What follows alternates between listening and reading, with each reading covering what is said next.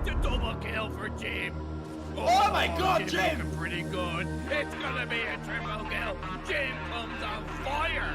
Jim comes on fire.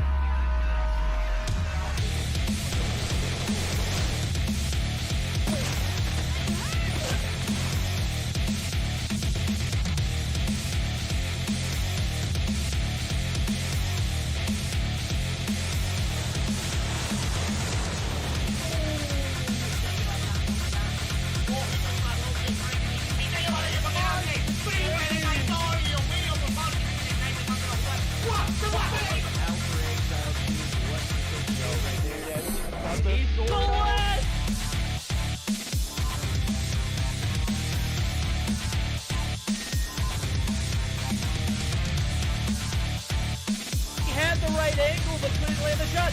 The dark scope, the two-piece!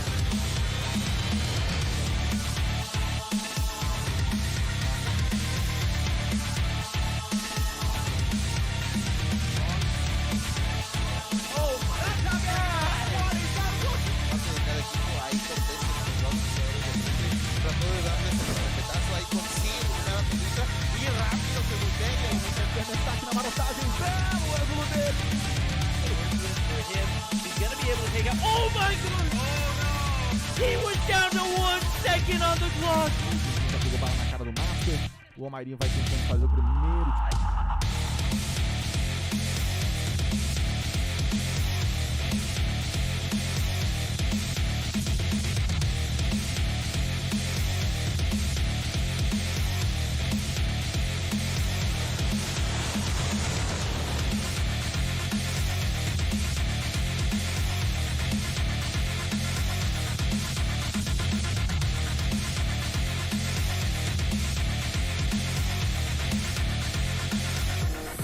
Da estátua vai tentar o tiro porrada e bomba! Vem! Clutch muito difícil de vencer, mas...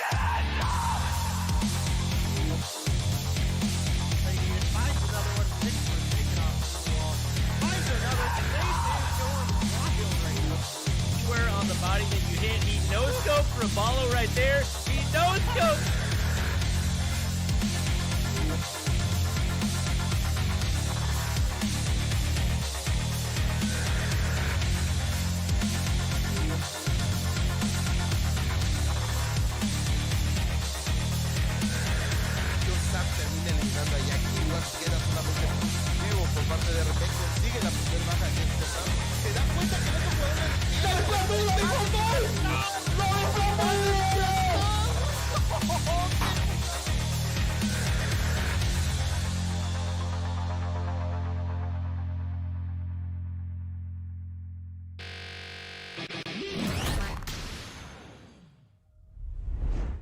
And good evening, everyone. We are back for another day of Mobile Mayhem EU Winter 2022. I'm your local bot verdict. Join me today, as you can see, the big D on my right. That's right, Denominate. How are we doing tonight, my guy? Well, we are a little behind. We didn't exactly get the ice storm that we thought we were going to last night. But yesterday it was 45, and all the snow from the snowstorm last week melted, or most of it did. Okay. And then it dropped down to 10 degrees last night. So then it all Ooh. froze. So Oh, the that's not roads, good. sheet of ice, and I literally just got home. Day Yeah. is an ice road trucker, guys. Listen, here's the thing. Here's the thing. We got home so recently, we've even got pants on today. Oh, man, look at that. We're in for a treat. And as a matter of fact, I think we're in for a treat for our first matchup of the night as I'm taking a look at it. So, Day is, in fact, wearing pants today, guys. So, everyone who showed up to see Day in no pants, you can head on out. If you stay around, I'm definitely going to be delivering some quality matches. As I've got the matches of the day for you guys to take a look at. We are on board for our first matchup of the day to be 117 Not Found in Qlash. 117 Not Found showed up and showed out on Tuesday. They went to a Game 3 at Animus. Fell short, but it was a hell of a 3-game series.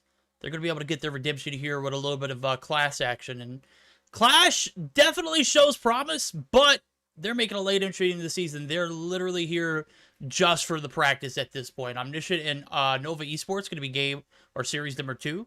should definitely be interesting, especially with Omniscient showing up the way that they have been for the past few days, and the 4v5 that we saw with them against Elysium on Tuesday should definitely set the tone as well. Hopefully they'll be able to produce 5, because not having a 5th player against Nova Esports, definitely going to be a doozy. Illuminati EU versus Animus. This is the matchup that everyone has been waiting for, not just because it's Animus, but because we've been hyping up this Illuminati squad, and, you know, if you're not on the hype trade, you might as well go ahead and hop on. There's plenty of room on the caboose where you'll find Day, because he's always the last one to show up, and he's always at the bottom of the leaderboard, right? I top fragged to the crossbow yesterday. Yeah, you you can't did. talk to me. Hey, Can't talk to me.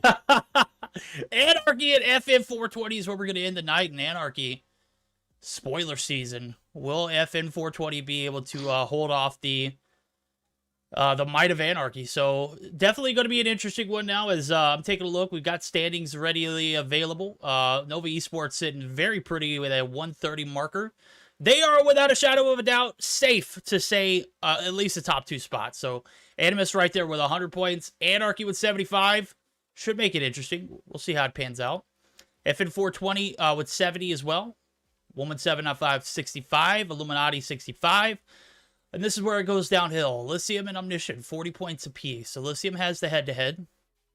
Granted, it was a 4v5, and everyone knows that 4v5 was... Bro, Omni should have won that. Omni should have won that. I mean, I can't speak anymore on that. And, of course, we had the 2 latecomers to the party. That's Okay, maybe Omni... let me just... I'm sorry to interrupt, but maybe Omni, we can't say should have won that. Yeah. But we should have at least seen that game 3. No, I 100% am on board for the search and destroy was really not that close. No. Okay, the search and destroy was pretty handily Elysium.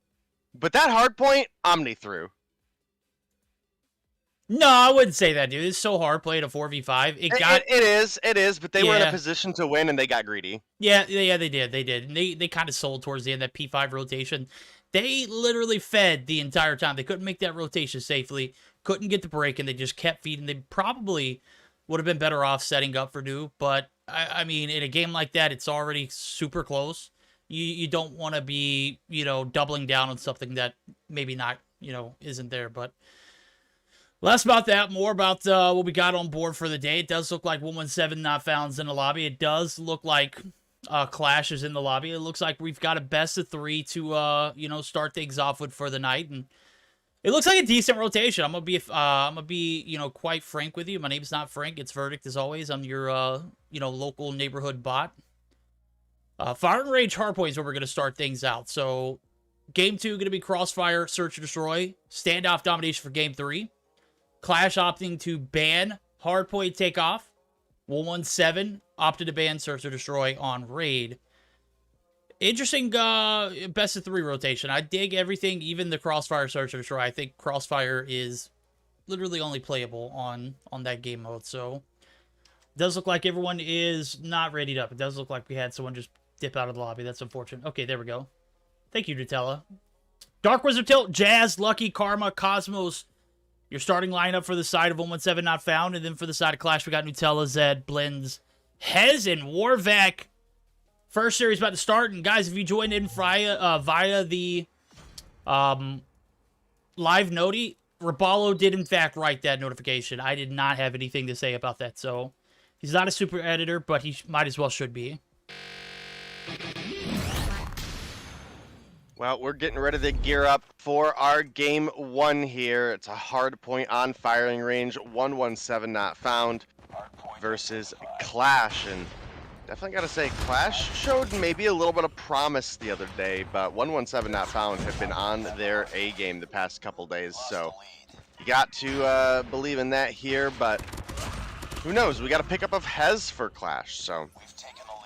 Got a pickup of Hez. We know he made that, you know, roster debut for Aphelion. They are no longer a part of Mobile Mayhem.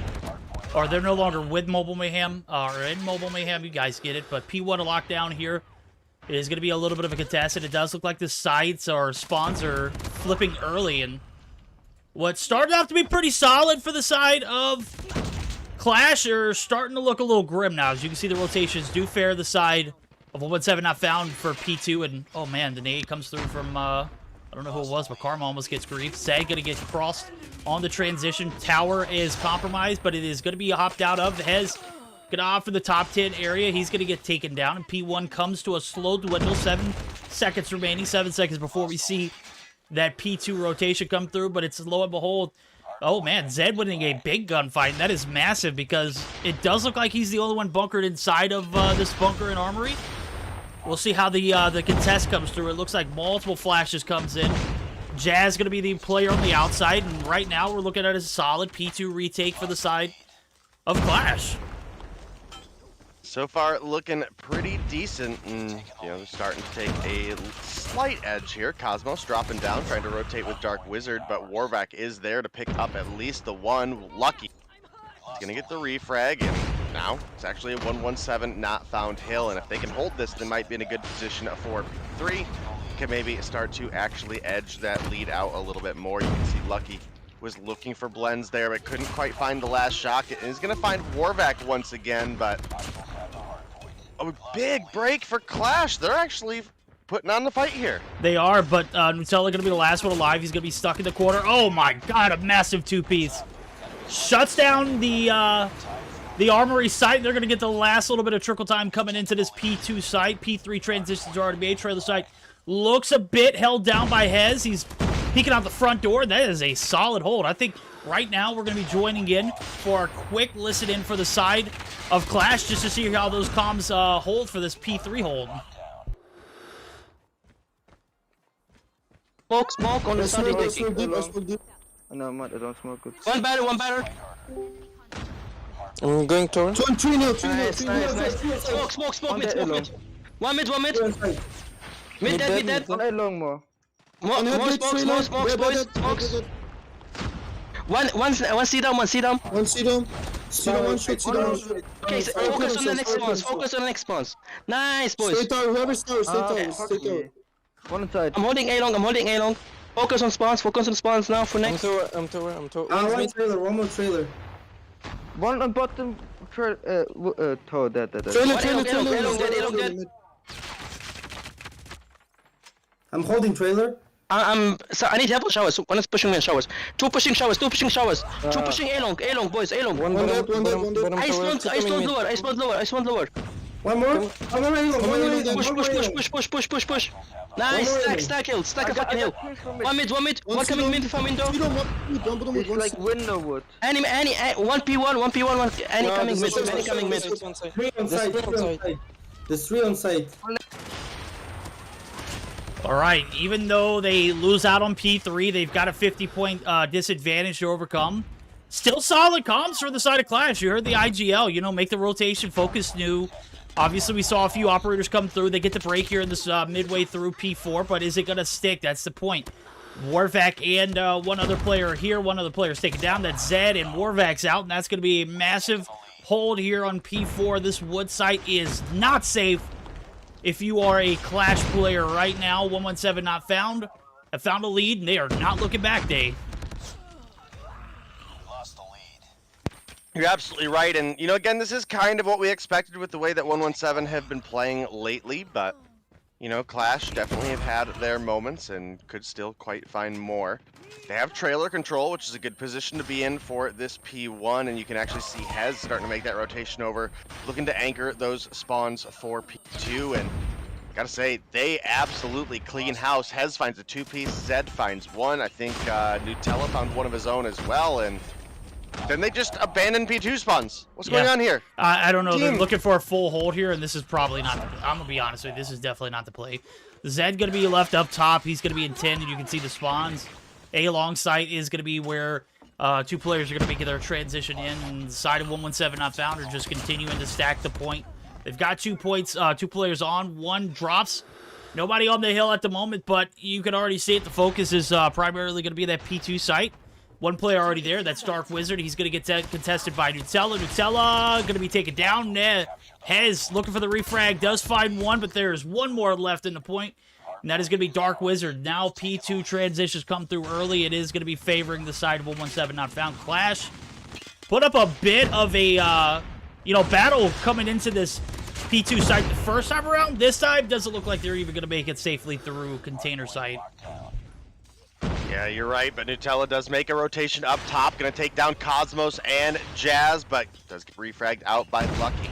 It's about a 100-point lead for the side of 117 not found, and it looks set up really, really solid for this P2. And you know, again, I think Qlash, they had a great fight for the spawns early on for P2. I think that was the better play than trying to fight over a full hold on P1, and you know, now they've given up a lot.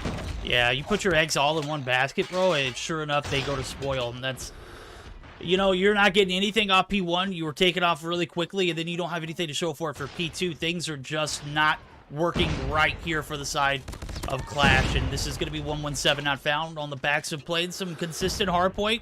They have been fierce in the trenches. They have put up multiple retakes. They have dealt with, you know, the contesting. They have overcome the objection, and right now the objective is all theirs. You see P3 trailer side going to be coming through. The Predator missile comes through for Dark Wizard. You can see the cluster coming through as well, or airstrike rather. Now the lightning strike comes, or lightning strike comes through. Then the Predator comes through. Jesus, Cosmos. I was talking about you not performing up to your, you know, capabilities, and sure enough, you're delivering here on Thursday. Right now, we've got 20 points until victory. And this is probably going to be ending on this P3 rotation. Yeah, looking like it's probably going to be the case. I think Zed got a pretty big wallbang there onto Karma. Maybe gets them a break, but not even.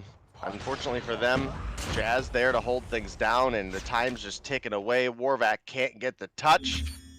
That's going to be a first game, or first round win for the side of 117 not found. I am working on getting you a Obs Ninja, by the way. Oh, that'll work. That'll work.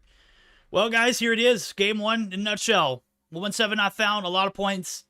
Qlash, not a lot of points. Very difficult to, you know, play the objective when your primary focus is on that P1 reset. P1, it's tough. You bunker down for P2. You put your foot on the hill when you can. Obviously, you're down a lot, so maybe your judgment is clouded. And those kind of decisions, you know, definitely alter the course of your game. You don't get anything off P1. As a matter of fact, you get wiped. P2, you're nowhere in sight.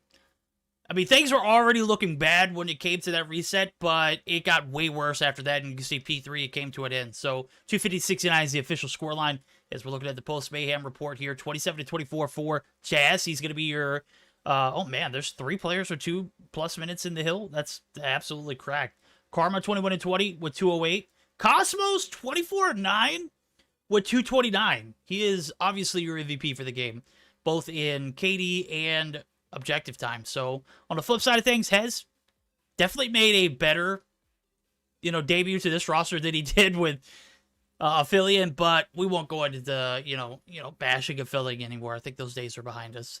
Obviously, we wouldn't bash in the org. We were just bashing the 250-0 loss in the hardpoint. But right now, he even put up 3 seconds in the hill, too, to go along with it. So, is that a lot? Hell no. But if you're talking about a 250-0, that is a lot more than, you know, that particular time frame. So, Nutella going to be 21-22, 32 seconds on the hill. And you know what? You go to that P4, you don't get, you know, the hole that you need. This is just a all-around a great start, capped off by a very rough ending day. Game 2 should definitely be a little bit of a silver lining because I believe this Qlash team has what it takes to win Search and Destroys. We're just going to have to see how it pans out now as we're going to be moving on to a Search and Destroy on Crossfire. Yeah, we did have a 31 kill lead during that game for the side of 117 not found, so not really a huge shock that they came through with the victory there. And, you know, as we look into Search and Destroy, maybe they're able to capitalize a little bit more there from the side of Qlash. Maybe they surprise us and give us a big game 3, but it's going to be tough. Again, 117 not found have been on their A game. I know we saw them struggle a little bit at the beginning. They opened out the season big with a win against Omni that we thought was impressive with the 2-0. But obviously, you know, from there, Omni was not playing that well. 117 definitely found their struggles and have tightened things up quite a bit. So they're not going to make it easy for Qlash whatsoever. No, they're not. You know, this talent that 117 not found brings to the table in Crossfire, Search and Destroys, and Search and Destroys in general should definitely make this an interesting one now. As Qlash literally joining in on Tuesday, Obviously, they're not, here to, play for a playoff spot, but definitely shake things up. So 117 not found. Probably going to be secured for, a top 6 seed, but I don't think anything's going to change in that regard. So the matchup definitely holds, still a little bit of weight. I'm excited to see what this Qlash team is able to put up against 117 not found, though, as we move on in. Search and Destroy, as I promised earlier, going to be on Crossfire. Here we are. Game number 2 underway. 1-0 lead in favor of 117 not found. Can they find a 2-0 here, or will the side of Qlash take us to a game 3 day? I'm looking at the attacking side being for 117 not found, and who is all sniping? Lucky, Dark Wizard, maybe? Yes, probably, maybe, definitely. Dark Wizard and Lucky off the rip. So 2 snipers, 2 unique talents. Karma going to find first blood. Blinge drops, and blood has been shed already in game number 2. Yep, first blood going over to 117 not found is going to give them a good opportunity in the first match, or first round of the Search and Destroy, I should say. You can see Zed was looking to maybe get Jazz in the window there, but couldn't quite find the connection, and well, that's another kill getting traded here. Blends for Cosmos. It's a 4v3. The bomb plant does come through. And with only 30 seconds left on the clock, it's going to be a rough position to be in for Qlash. Has another 1-for-1 trade, takes down Karma, gets immediately refragged out by Lucky. And now Nutella pushing up. This is a weird angle to be playing as the sniper for the team. You would have expected maybe Warvac to push up a little bit earlier. It goes for the bomb plant. Lucky's distracted. Can he get here for the kill? Doesn't matter. Jazz is here. That was some impeccable timing for Jazz, I gotta say. If he did pick that quarter at that exact moment, the bomb was actually going to be defused. But, of course, you got 3 players left. 1 player drops, so it's still a 2v2. Very manageable, and they pick up the last 2 kills. A pretty swift first round for the side of 117 not found. They don't waste any time getting that bomb plant down, and here we are, round 2. Maybe a little bit of a similar, unique case. 1 player pushed up aggressively. That's Zed. Zed's actually going to be spotted. Jazz go ahead and taking the fire shots. Zed going to get stunned here. Doesn't actually hit, and that's tough, bro. That was a beautifully placed concussion. Zed now actually on a 2-player push. Blend's going to get dropped in the background. Now we got 1-for-1 trades coming through early, and 40 seconds into the round. Bomb still hasn't been planted. Zed going to find another, but he's going to drop. So 2 for 2. Zed picked up 2 big kills. Jazz and Lucky, definitely 2 players you want to take out early. They were the last 2 players alive last round. Yeah, you're absolutely right, and Jazz and Lucky are obviously really strong Search and Destroy talents. You can see Warvac looking for the wallbang, can't quite find the shot onto Cosmos, and once again, that's going to be a bomb plant coming through for the side of 117 not found. It's going to reset our clock to a total of 45. We're now down to 35 or less, and Karma picking up Hez is going to start giving a little bit of an advantage to 117 not found, but Nutella's there for the refrag. Oh, Nutella. Oh, finds Cosmos too! Yeah, the quick scope on point. Dark Wizard left going to be in a 1v2. The push comes in. Warvac up the staircase. Nutella through the front. They're going to go ahead and tag keep him. He's going to actually play his life. Hell of 10 seconds left. He is going to be taken down, and that is going to be a retake. 2 players still left alive. Bomb is defused. And I got to say, Dark Wizard did everything right. You couldn't do anything in that instance. You get pushed by multiples. You don't have a type in your hand. You play that time. Maybe you get away. Maybe you don't. This time he didn't. So 1-1 now as we're all split up. The defense actually looking pretty solid after that first round for the side of Qlash. Yeah, Qlash bounced back with a good round 2, and Warvac's actually in a great position to find 1 crossing the street, but misses the shot onto Jeff. Oh my goodness! Misses the easy one, comes through with the wall bang, but the rest of his team is getting absolutely shredded as Cosmos and Karma fill up the feed. We're now looking at a 4 versus 2. The bomb is getting pushed on up, likely going to be planted soon. And Lucky taking down Nutella is going to leave Warvac left alone in a 1 versus 4. Does have a silencer on the DLQ, not going to entirely give his position away, but they definitely have an idea. No, they definitely know exactly where he could have been. The reposition comes through. Warvac left at a 1v4. The bomb goes down. Dark Wizard takes Warvac down. That is going to be a solid back and forth affair here. So This is getting a bit spicy early on. I'm digging the vibes. Right now, we're looking at a 2-1. It's favoring the side of 117 not found, but as we take a look at the grand scheme of things, this side of the map for... Oh, my God. Warvac, what was that, homie? I don't know what he just did. He just kind of threw the nade and bounced off the wall. Anyway, you're sitting in a pretty good position. You were able to find one round. Actually, good shots coming through. Lucky drops. Blind's going to be traded instantly. So for the one for one comes through, and Warvac desperately looking for Karma through the side of that corner building. Not going to be able to hit the shot. That is quite all right. 3 players pushed up, stacking this bus station area. Oh, the kneecap. Shot him right below the waist. Zed able to find 2. That is going to be it for Warvac, though. Hez looking for that last player. He finds him. Karma, we all know where you lurk at. It's either that staircase or the little heady. Right there, you were on the heady. So we traded back and forth, Day. I'm digging the search and destroy so far. It is certainly, you know, looking at the hardpoint. Hardpoint got out of hand real quickly. This one looking pretty solid so far. Oh, you're absolutely right. This is coming through, actually resulting in a pretty solid game right now. And, you know, again, we typically refer to this map as a little bit stronger for the offense for search and destroy. And, you know, 117 not found, not having the best performance. I mean, they're definitely doing all right, but Warvac finds the environmental onto Dark Wizard Tilt. That's going to be the 2-for-1 trade in favor of Qlash, as we're on the last round of the 117 not found offense. Yeah, we're on the last round of the offense for the side of 117 not found, and for the defense, you were looking at a 2-2, and I don't know what Blends has got going on, bro, but he's 0-5. I don't know what the damage counter looks like, but from what I've seen, I'm kind of questioning it. Cosmo's going to try and get this bomb plant down. Hez spots him on the plant, but not able to get an angle. Nate comes through. Trophy's down. Bomb is down as well, so 40 seconds on the clock reduced. 3v3 retake, and it has to be smooth here for 117 not found. They holding the line so far so good. Lucky finds one, but Warvac has... That was another botched smoke right there. Warvac has been on a tyrant, but he's going to have to continue... Oh, how did he not see Jazz right behind the dumpster? Well, That figured... Possibly. Yeah, it could be. That is a possibility. When your controls are on the screen, sometimes you are going to miss some subtle things, and that is, you know, one of the things that makes COD Mobile a little bit more difficult than some of the other COD titles that we see. So I ain't mad about it. We'll, you know, see if Qlash can make a second half comeback. They were able to put up 2 rounds on the defense. Can they have a solid offense performance as well? Well, Lucky is going to find Blends to start.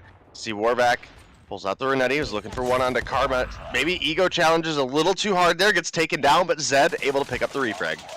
Zed gonna go ahead and spray and pray, pulls himself back up to the top floor of this corner site where 3 players are literally right below him. So not gonna make the push up. They're gonna play very passive, and they're looking for that bomb plant. They don't care about this player in quarter building.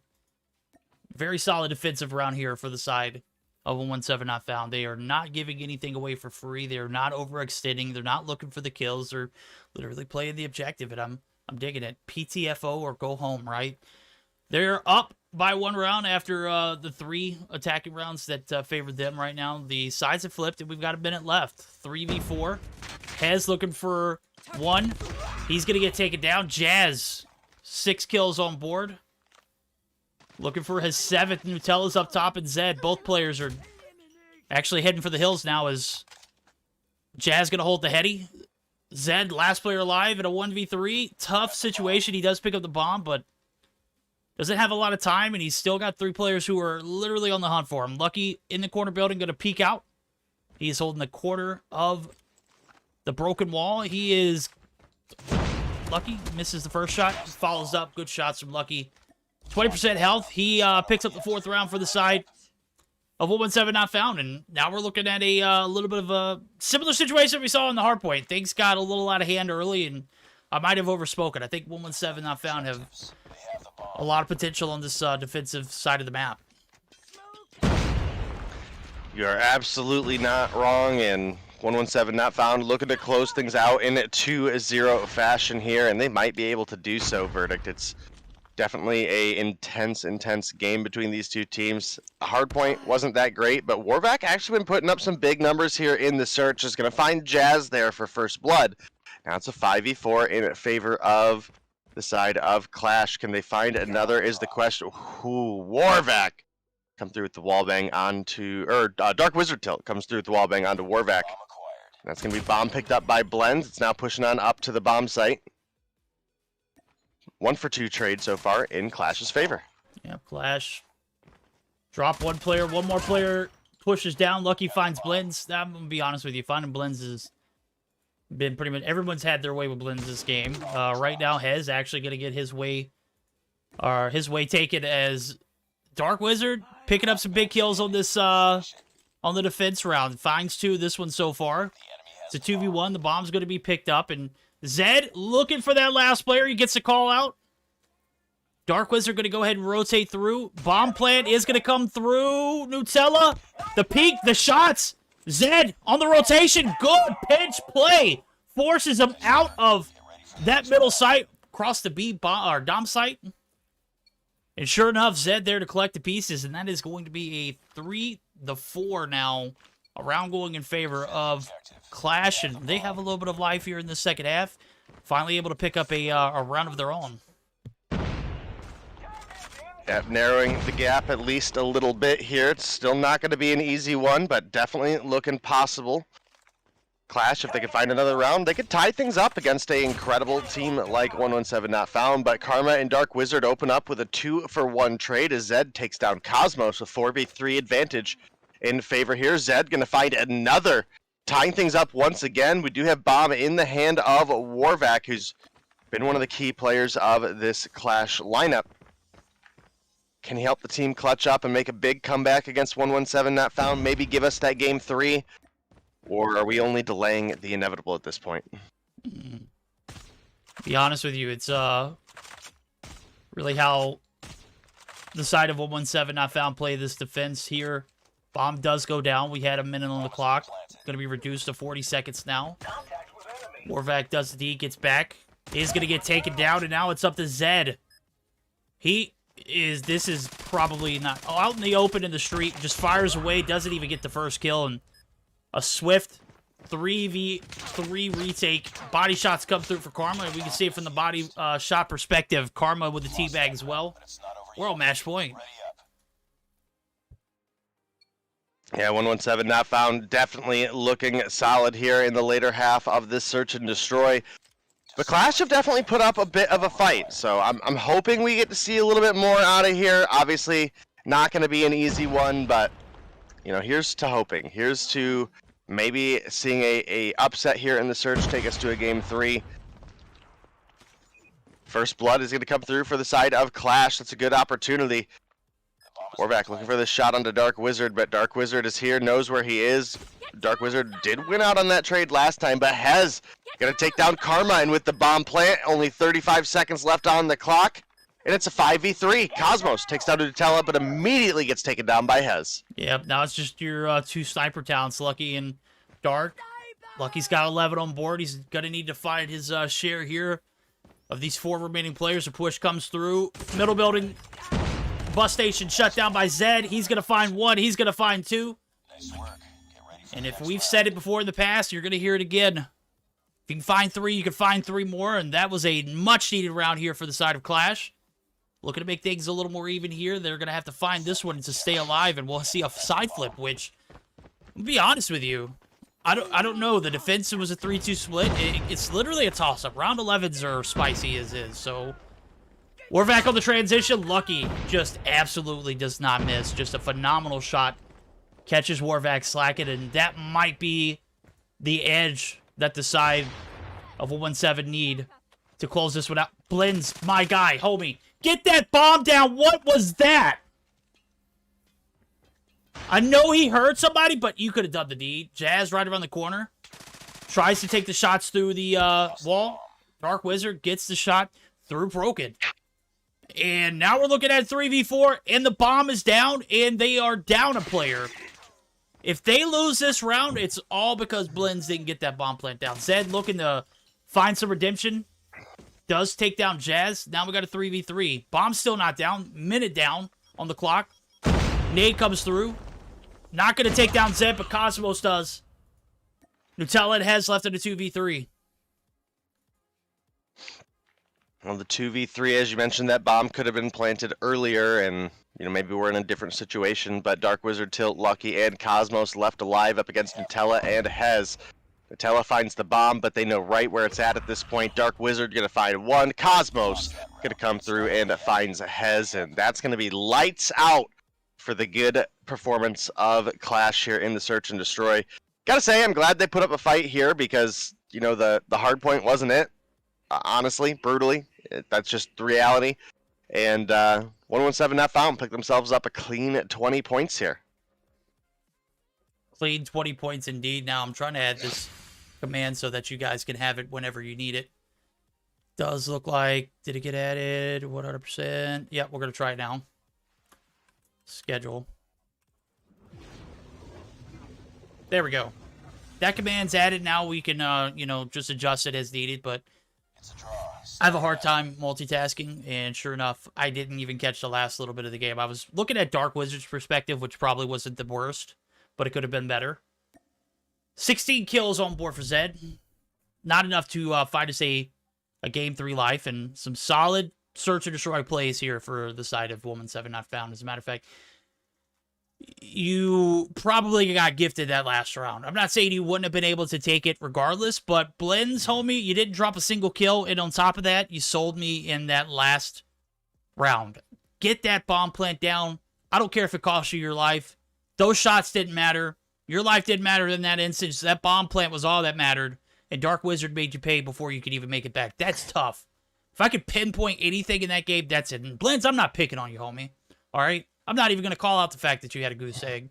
What we're going to focus on primarily I'm not going to call out the fact that you dropped PTFO. 0 kills for the third time, you know? PTFO, bro. Get that bomb plant down. I don't care what the homies say. Stick it, and you have a better shot. That's just it. That's it. 6-4 win, 2-0. 20 points going to be awarded to the side of 117 Not Found. Now, as we're taking a look at the results, that has not been updated. Okay, cool. Taking a look at the schedule while that's getting updated. We just saw 117 Not Found and Qlash. 117 Not Found, smooth 2-0 win. Now we're going to get geared up for an Omniscient and Nova Esports matchup. Best 3 to come. Hopefully, Omniscient will be able to produce 3 in the feed, or 5 in the feed. Hopefully, we'll see a 5v5 because we all know how devastating Nova Esports can be to play against. And if you're looking at the same results, that you got from a 4v5 against Elysium, think again, homie. It's just not happening. There we go. Results are updated. We're good to go on that end. So, all right. Yeah, I'm still like scratching my head. I don't know how Blends managed to screw that up. Qlash, have an intervention, my guy. Just let him know it's okay. You got the bomb plant down one of those rounds and it, paid off. You got a 4v3 looking in your face, or a 4v4 in your face. Let Zed shine. Don't make him go out hunting for the kills. You got to get that bomb plant down. There's no ifs, ands, buts about it. All right. We're going to get geared up for our next series, Omniscient Nova Esports. We'll be back after this short intermission. We're going to hear a quick word from COD Mobile 2. So, guys, don't go anywhere. Plenty of action left here for Mobile Mayhem.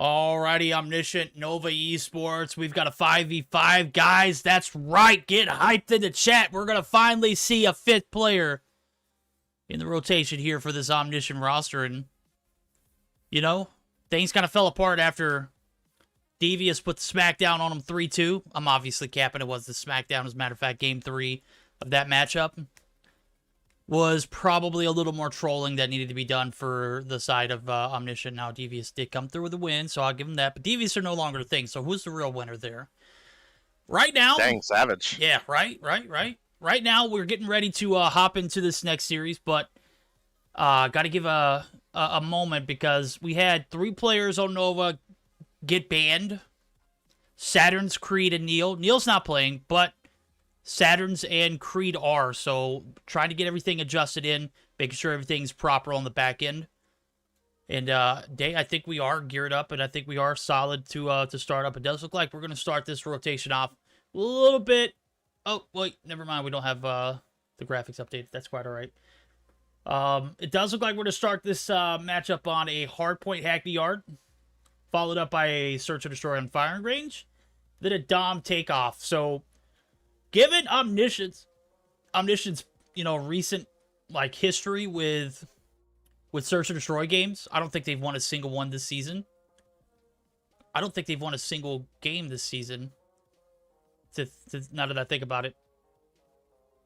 They need to win a hardpoint here. They can't afford to go down 1-0 and expect to win a Search and Destroy, especially not on firing range. So, that's my predictions. If they don't win the hardpoint, it's going to be a 2-0 in favor of Nova. And, you know I kind of put my predicting side away because I Tim Or to bad at it? cast. Yeah, I'm bad. I'm bad at it. I'm like Tim. I'm like worse than Tim. I'm down bad. But we'll have to see now. They got banned? Yeah, they got banned. All right. First game around the corner. Going to be that hardpoint Hackney Art. Certainly going to be an interesting one, and I've made my my selections. Flo coming through with a winner. Flow skill. How's it going, homie? You pro Valorant yet? We're excited to see you on a main stage at some point. Much love, homie. Thoughts? I mean, is that a accurate prediction? Is that something that you could see being Flow the skill case? being a pro in Valorant? Absolutely. dude. Yeah, Absolutely. yeah. Other than that, for this matchup, we've got no Denicio, but we do have a pickup of Qlash. So we at least have a 5th player for Omni. I'm not sure how much that's really going to make the difference here. Obviously, you look at the likes of Nova, and this has been the most consistent team in Europe. And Omni have equally been one of the most consistent teams in Europe for the opposite reason. So we'll see if this throwing caution to the mix-up will change things. We'll see now. Just a note, Saturns is playing under the account name of Martalpi, and it does look like Creed's going to be playing under Anissa's account. So if you see those two names in the lineup, it is 100% Creed, Anissa. Saturns is Martal. So I think we've done enough talking. I think we're waiting on Ronan. Okay, yeah, Ronan, you can go ahead and fire that bad boy up. There we go. All right, game 1. Jim, ready, up, bro. 5 green check marks across the bottom, 5 green check marks across the top. We can go ahead and start it up, baby. Hardpoint Hackney Yard action for game number 1. And even with a 5th player in the rotation, Day has made their claim. They still don't stand a chance. If they play anything like they've been playing, look. I'm not necessarily disagreeing with you. I'm not 100% agreeing with you, but with the way that they've been playing on the backs of 4v5s here recently, I could certainly see it being interesting. To be fair, that was Elysium. No, but they played a 4v5 against... Who was it that they played against? Was it not 117 not found? Who was it? I think it was 117 not found, and they did okay there, but... No, dude, this is Nova, bro. This is Nova. Yeah. Fair enough. I think it was Anarchy they played, and the hardpoint actually got interesting. It was a takeoff hardpoint. They started off slow, and that's where they really... that's where they really struggled at. No, they started up slow against Animus. That's what I'm talking. Yeah, Animus. That was a 5v5. I don't know what I'm talking about, guys. Flow skill comes in my chat, and I just get all, flush in the face. Hot and bothered. Yeah, hot and bothered, baby. Hot and bothered. We'll see who's hot and bothered after this game 1. Right now, it's a hardpoint Hackney Yard. We'll see how it pans out now. This P1 underneath the shack in the warehouse. Creed gets taken down. Big kill's coming through for Capo. He is on a burner right now. Gets taken down. Baby burner. My bad. I'm speaking out of my ass now. Well, it was a first break onto the point for the side of Omni, but Nova quickly take it back into their favor. Now Capo pushing up, finds one onto Yaya, gets the turn on to Creed, but gets taken down by Saturns, and now it's Ty pushing on in, can't quite find the kills. Jim gonna fall to Spy as well, and this is a big P1 so far for the side of Nova, and currently maintaining spawns for that P2 side as well. Yeah, you can see it right here. There's not a lot of traction for that early flip. You can see 20 seconds left. 3 players pushing through green. They're looking for that backside rotation towards the P2 tire shop. They're going to get shut down transitioning through mid. And Saturn's going to pick up the pred kill. Cathalia going to find one. And a hefty P1 is going to be started off with the advantage here early on in P2. So tire shop, we all know this is a money hill of money hills. You hold this portion of the spawns off, you've got money in the bank for days. And we can see the spawns come through. The backside of green is where Anissa, a.k.a.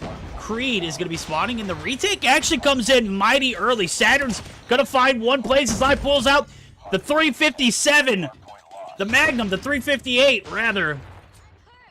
Gets the retake and a massive hold here now. 38 seconds left on the clock. And what should have been isn't. That squad are right. There's still a lot of fight in this dog, and we'll see how it pans out. Now, they still got 3 players here in the objective. looking to get the break back in. It's just not happening. Saturn's doing a great job holding up the fort up top. He's going to find body shots on one, takes him down. Now we got a 73 to 13 point game before the break comes in. And a massive P1 and P2 for the side of Nova. Yeah, you're absolutely right. And, you know, looking at the board here, we might have a little bit of scrap time picked up by Capo, but there's a lot of fight over this P2, which largely went in favor of Nova. And now you can see Nova, they're going ahead, getting set up, trying to anchor those P5 spawns. I mean, look how far back Inferno is playing to get his team these spawns. This is a great position to be in for P3, P4, P5. Granted, P3 is a difficult one to hold, just on the sense that it's very open. You're susceptible to grenades, utility, etc. Can pretty easily be shot off that hill, and you know, score streaks as well. Score streaks operators all can make P3 incredibly difficult to deal with. Once you get into P4, you've got a little bit more fight, and then holding that P5 spawn can be a second money hill on this point, and you can see Capo does fall to exactly what I was mentioning there. So much potential for explosions to take you down, and the Sparrow gonna come through and picks up that kill, denying time over to the side of Omni here. Yep, 49-77, things getting a little bit closer. In the grand scheme of things, saw the clutch strike kind of hinder the side of Omni from making that rotation over the P3 right now. They've gotten their fair share of the pie. They've closed the gap. Gathalion gonna pull out the Annihilator, takes one down, gonna bite the bullet there to Saturn's, and man, Saturn's has been just popping off recently. Bros, 17 deep. Still got a cluster to work with and working on another Predator missile. When you got a guy like that who is 100% committed to the objective as well as playing perimeter control, it is damn near impossible to make anything shake. Ty bites the bullet there, and a big kill. About halfway through to his Predator. You hear the Purifier come through. It's going to be shut down, though. And this is going to be a tough P4 rotation to break for the side of Omni, but a lot of traffic on the outside. Capo looking for the smoke. He's going to get taken down. Yaya utilizes some score streaks. This is going to take us to our first listen-in for the side of Nova. We're going to go ahead and jump in to see how those comms sound for this P4 hold. It may be a P5 rotation. Left side dead. 1 P3, I think. 1 P3. Oh, I got line. One's on you. One's on next. No one is down left side. Top next. Half HP top next. I don't see him. I'm pushing top roof. Top roof. P2 dead. I'm top yellow. Don't let them get spawns. Where should I cluster? Tell me. Left side, blue bomb. One right side. Below me one. Nice, good cluster. I'm with you, Inferno. One right side, pushing container. He's on container. Pushing two, one dead. One more close. Just on sentence. Two more. Yeah, same. One nice. Maybe one more. I have yellow, one yellow, green. Yellow, one shot, pushing One shot, what? Help me. Yellow, one shot, guys. One heaven. I have police card. I'm blue van. Roof. Purify, one shot. One jump up, spike jump up. Purify, one shot. 3 on you. I have yellow right now. I'm going next early. You guys break that. One side dead, nice. Maybe one dead on blue van. Three side. Too old. I can use my lightning. Someone Aiming anchor, cluster. I'm playing like a red. Yeah, I'm One heaven. Haven't jumped. One mid. One mid, bottom green. We're gonna use my round. I got box. One top green. Three green. One green dead. Two more green. One yellow. Topel. One half HP. Yeah, I went back. Yo, get left side, guys. Come left side. Me dead. Well, I'm weak. One top. No, top out. Guys, where's the rotation? What the fuck? Mid, nice. We have spawns. One side. One shot. Dragon is down side. I'm pushing top P1. Well, when you're talking about top-tier callouts, top-tier IGLs, like, literally one of the best listen-ins we've gotten. You know, you heard the comms absolutely on point. The gameplay matched it. They're only up by 30, and I gotta, say, Omni just... They're putting up a hell of a fight here early on. 20-point deficit is what they need to overcome, as we can see. But they need to overcome that 20-point deficit and set up new for P2, because we all know how devastating Tire Shop can be.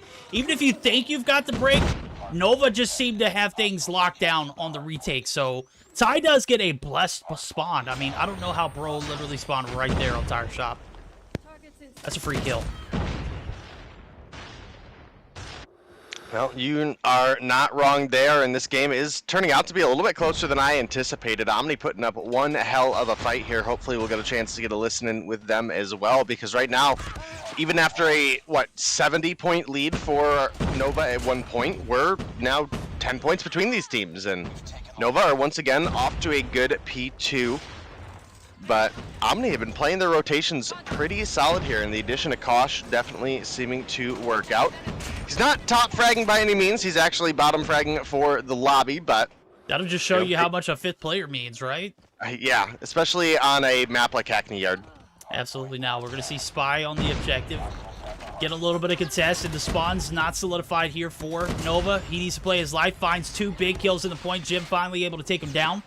The break comes in. It's a little later than they needed it to be, but sure enough, can't be choosy. Inferno, just absolutely devastating, though.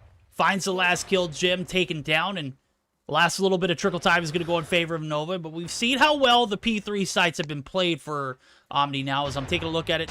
Saturn's does have a cluster, which will be massive, but I don't think it'll deny them the full time. As a matter of fact, I don't think that cluster strike is going to allow them to play the point like they want, but it'll definitely keep Omni out of the objective long enough for them to, maintain their lead. He does find multiples in the field, in the feed, 4 to be exact before he's taken down. Qlash, that 5th player being a massive, massive role, is going to be taken down himself though. And now Nova up, 40 seconds left on P3. You can see it. 40-point deficit is what Omni need to recover. So they've been battling on the back ends. Can they overcome this deficit? It makes something shake here in this P3 to P4 transition. They're going to need to take these players out of P3 first. Yeah, you're absolutely right. It's not going to be easy, and Nova have crossed the 200-point mark, and seemingly so, it looks like Saturn's going to even get some extra time there on that P3. I think he should have died a lot sooner, but it is going to be a late break for Omni. They'll pick up a little bit of scrap time, but now we're rotating on into P4, and Nova are here and ready. Capo going to find 2 before getting taken down by Inferno. That definitely at least brings a little bit of an opportunity for a break here. Jim rotating behind, finds 1. Qlash, one of his own. Gathelia taking down Yaya, and this might be the break coming through for the side of Omni. Can they have a good P4 here? The grab vortex comes out for Capo. Yeah, but you got multiples on the staircase. 2 for the Capo grab. Not going to be enough to get the retake, though. As you can see, 1 player only live left to contest. He's going to get shut down. 222 to 179 now. 3 players on the outskirts looking for a little bit of time of themselves. Omni are still scrappy as hell, even on the backs of being fought outside. Perimeter's controlled. Locked down here for Nova. They can close it out here in this very end of P4. Only 23 seconds left. They only need about 14 seconds. Nobody here for the contest for Omni, and this might be a GG. Saturn's going to pull out the Sparrow. He's got 2. Got the trophy system to protect themselves. Finds a 3rd. That is it. 250 to 179 comes to an end on that P4 bottom green site. And even though Omni were literally fighting demons early on, they put up a hell of a hard point against a Nova team that is 100% on point. Granted, Creed's not on his account. I think that hindered his performance. It certainly didn't hinder Saturn's, who dropped 45.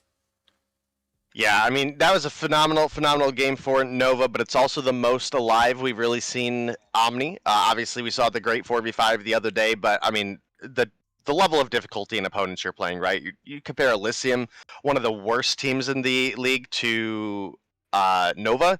That's a big difference. And when I say worst team, I mean, that's not even a huge shot, right? Because overall, Europe is strong across the board, and that Elysium team does have Slayers on the board, so definitely looking for some impact here, and, well, maybe the Search and Destroy will be theirs. They have a strong sniping lineup on the side of Omni and the likes of Capo and Jim, and maybe they can find a little bit more of an edge there, but overall, great fight in the hardpoint. Yeah, I've seen more effort in hardpoint games from them in past, this season alone at least. To know that they play hardpoint way better than Search or Destroy. I know that the talent is there for Search, but I just haven't seen them put up a single competitive Search game this season. So, is that going to change today? I don't know. I'm going to be honest with you. I can't really feel out this Omni roster with Qlash being thrown in the mix. And, you know, to be fair, that fifth player certainly held a lot of, you know, power in getting those breaks later on, but it ultimately didn't change the outcome. So is one player going to change the outcome for Search and Destroy? I'm gonna be a buck with you, Day. I don't see it happening. Saturn's 45-17, 2 minutes and 1 second on the objective. My guy went hammer. Doesn't matter what account he plays on. Dude is just cracked AF.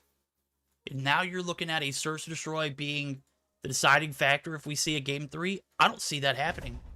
I don't see it happening. Omni, you prove me wrong. I'll be very happy with that. Because if there's anything that, you know, I like more than being right is being wrong. So prove me wrong. Let's see that Game 3, right? And if you're taking a look at the rotations, if you're more of a visual person like I am, it's a firing range Search and Destroy. Neil's not playing. We'll keep that in note. And it does look like we're going to be flipping sides. So the defense is actually going to be where Nova start off on, and the attacking side for the side of Omni. So this is tough. Definitely a rough position to be in for Omni, but they definitely could come through with a big performance here. We know this team. We know how strong they can be. And, well, there's a lot on the table still. We know Omni has star players. I mean, you look at the likes of Gathelia, Tide, Jim, Capo, and you throw Qlash into the mix, who, again, didn't have a great Game 1 performance, but, you know, has also been out of the mix for a little bit. There's a lot of hope. Well, you know what? Only so much hope can do for you, right? You got to see results, and right now I haven't seen a single Search and Destroy game be close at any point.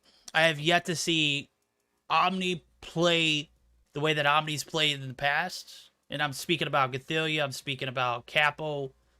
You know, their performances have not been on point in Search and Destroys. They have put up big numbers in hardpoints. They have made great efforts in hardpoints, but when they drop those hardpoints this season, they lose Search and Destroy games, and they're not even close. So definitely going to need a big game changer here in the Search and Destroy, and I'm hoping Qlash could be that savings grace. So Denisio, I don't know what's going on with him, but we haven't seen him since like week 2. That's tough, especially when you recruit a player who you know can put in, you know, some solid, you know, first bloods in Search. Trying to fill that gap could be difficult, but let's be honest, he wasn't really making a difference in Search when he was on and ready to rock and roll. Right now, we are rocking and rolling here in a firing range. See who fires it up, and we'll see if those flames prevail for Omni. If we see that Game 3, it's certainly going to be a large ask. We'll see how it pans out, though.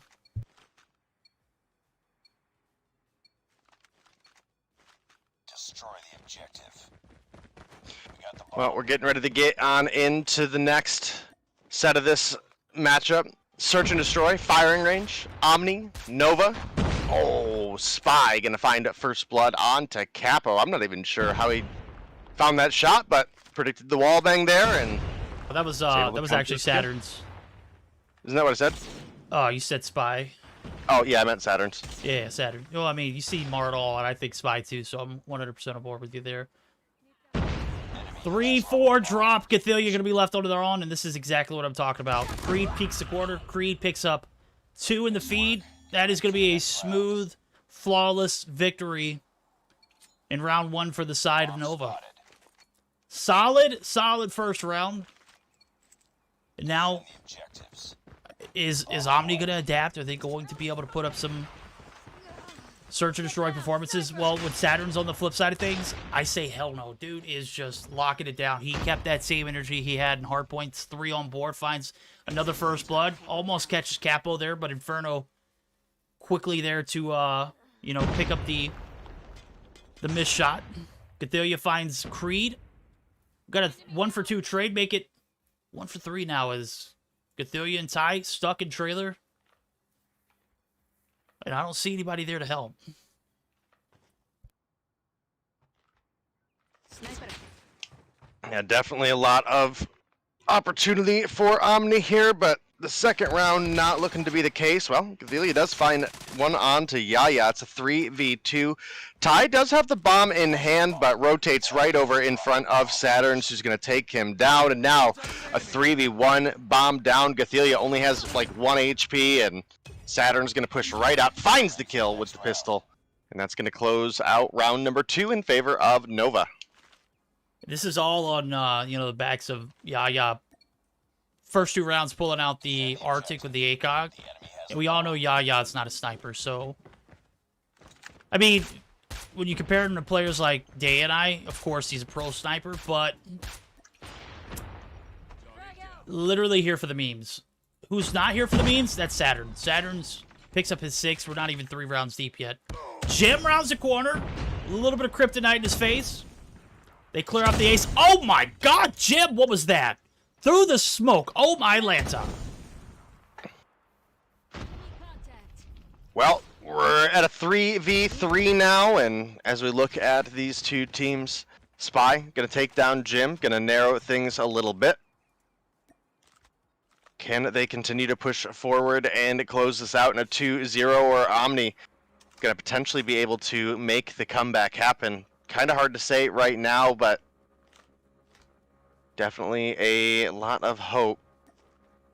You keep saying that hope, man. I want to believe so hard in Omni. I do. Look, I really do, bro. We invested a lot in seeing, you know, this being a top 4 team. We said even a top 3 before the season started. We obviously did not know what we were talking about. We'll take that L. Just like Omni is potentially going to take this L, you know. Hope doesn't live here anymore, Dave. I'm sorry. Alright, well, you guys heard it here first. Verdict has absolutely no faith in Omni. Hope and faith are 2 different things. The deeper we get into the search and destroy, I gotta agree with you. It's not looking good, and it continues to look worse and worse. It does, and right now we're looking at 3-0. 2 more, you know, rounds before we flip sides, and even if you do find one, you're still gonna be down by 4, or still down by 3. Tough. Capo does find first blood. Maybe a little bit of a silver lining here. I know Hope doesn't live here anymore, but Faith's certainly not here either. Ty finds the refrag. 2 for 2 trades come through as Saturns, who has yet to die. 7 kills deep. Oh, he's died once. And he is not playing the same angle that he was playing the first 3 rounds, so. 3v3, but 2 players on trailer. Not going to be enough to take down the rest of the players there. Catheria going to go ahead and get the bomb plant down. For the first time, we're going to see 45 seconds reduce the clock. Yaya and Saturn's looking for the 2v2 retake. We'll see how it pans out now as the first little bit of hope that I have now is back in store. But Yaya gets taken down. Saturn's 1 shot. Gets taken down. Catheria, Demon Time activated. 6 kills now. Don't have faith. Still don't have faith. A little bit of hope restored, though.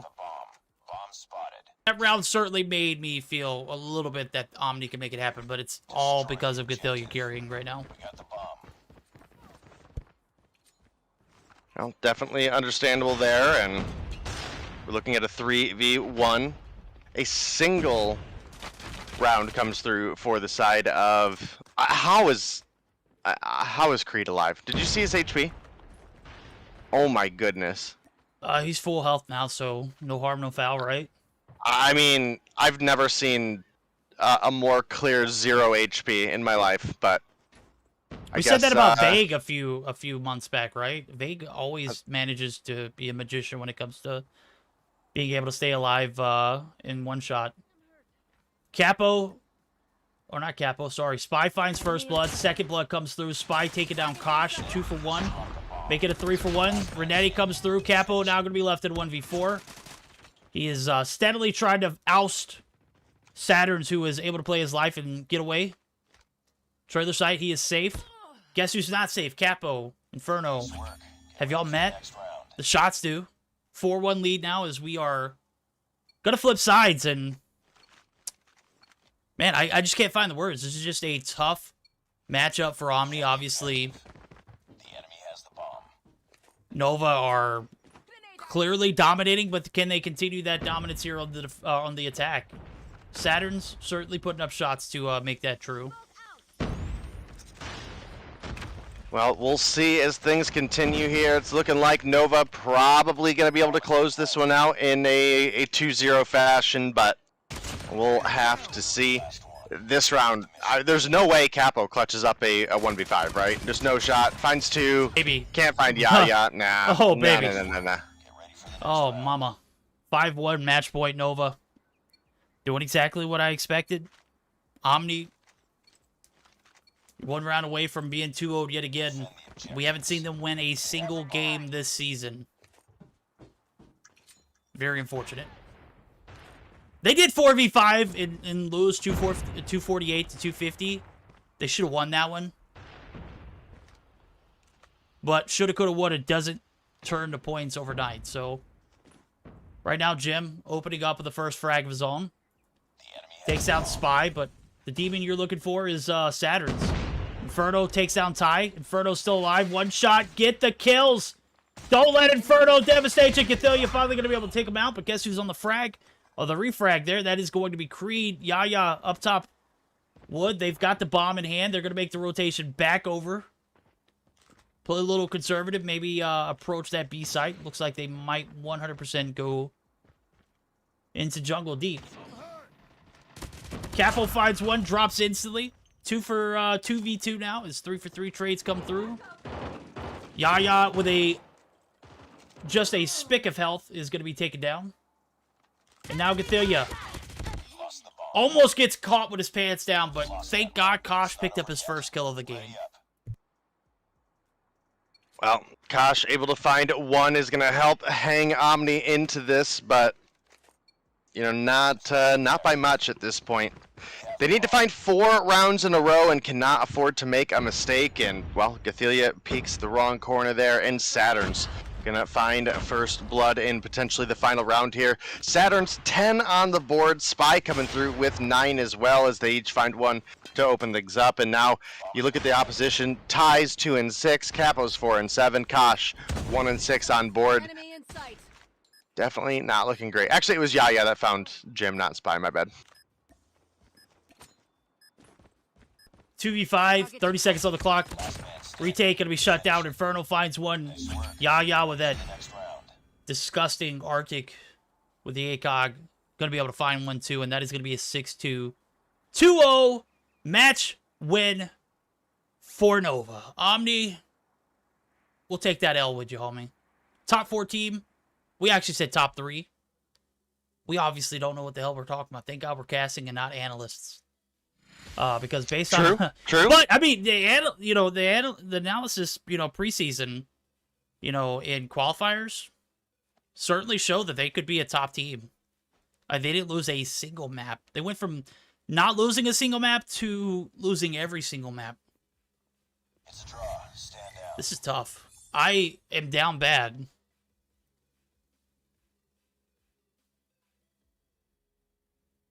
Solid search and destroy here for Nova. They close things out here early in this second series of the night. 9 kills on board for Spy. Saturn's, who dropped 45 in the hardpoint, drops 10 here in the search. Solid performance here from Nova. This is them handling business as usual. Can't even feel bad about it. 6 kills for Yaya and Inferno. Creed, again, hanging out the backside. 5 kills on board. I think him not having his account, certainly holding back his performance, but I guess it doesn't matter. You got a 2-0 win in the series. Who cares? Yep, the 2-0 win comes through for Omni. We did have one player dip out, or I'm sorry, for Nova, we did have one player dip out for the side of Omni, and that's not going to leave them in a good position, especially since it's Qlash, that 5th player that they picked up for today. So, we might be in a rough position for Omni going into next week as well. That's rough, man. It's rough. We mentioned it though. Gosh, Nova is the most consistent team. It's okay. We're not mad at you, homie. Okay, we're not mad at you. All right, we get it. Well, and like we said, Nova's the most consistent team in Europe, or at least has been, and that continues to come through here as they, did have a bit of fight in the hard point, but Nova absolutely just rolled through the search and destroy. So that's about all we've got for that matchup, guys. And we'll be getting ready to gear up for our next here shortly. Yeah, you're absolutely right, guys. If you're just now joining in with us, I'll go ahead and display results for you properly. That is right. We've got a 2-0 decisive win for 117 Not Found. Qlash almost biased that game 3 on the backs of some search and destroy play that I'll mention again. Got to get that bomb plant down in the proper timing. Omni 0-2 Nova. They pick up the 2-0 win. Of course, we predicted it. Do I still feel bad about it? Yeah, man. Of course. I love all the homies over at Omni. They show up. They support. Some A1 guys. Jim is a day one for me. That doesn't change anything on the outcome, though. Illuminati and Animus. This is our highlight match of the night. Best match of the night, probably going to be the Anarchy and FM420, but the Illuminati and EU and Animus matchup, certainly going to be the ones that we're looking at. Illuminati in particular. Will they perform? Will they continue to get better? Will they show up and show out? Will they see a game 3? I'm saying that assuming that Animus could potentially 2-0. And I might be down bad for the remainder of the stream if that happens. If Illuminati. At any rate, I'm just going to shut them out because right now I'm in my feelings and I need to move on. So guys, don't go anywhere. We're going to hear a word from COD Mobile. Short word. Take a short intermission. Don't go anywhere. We've got our highlight match of the night right around the corner.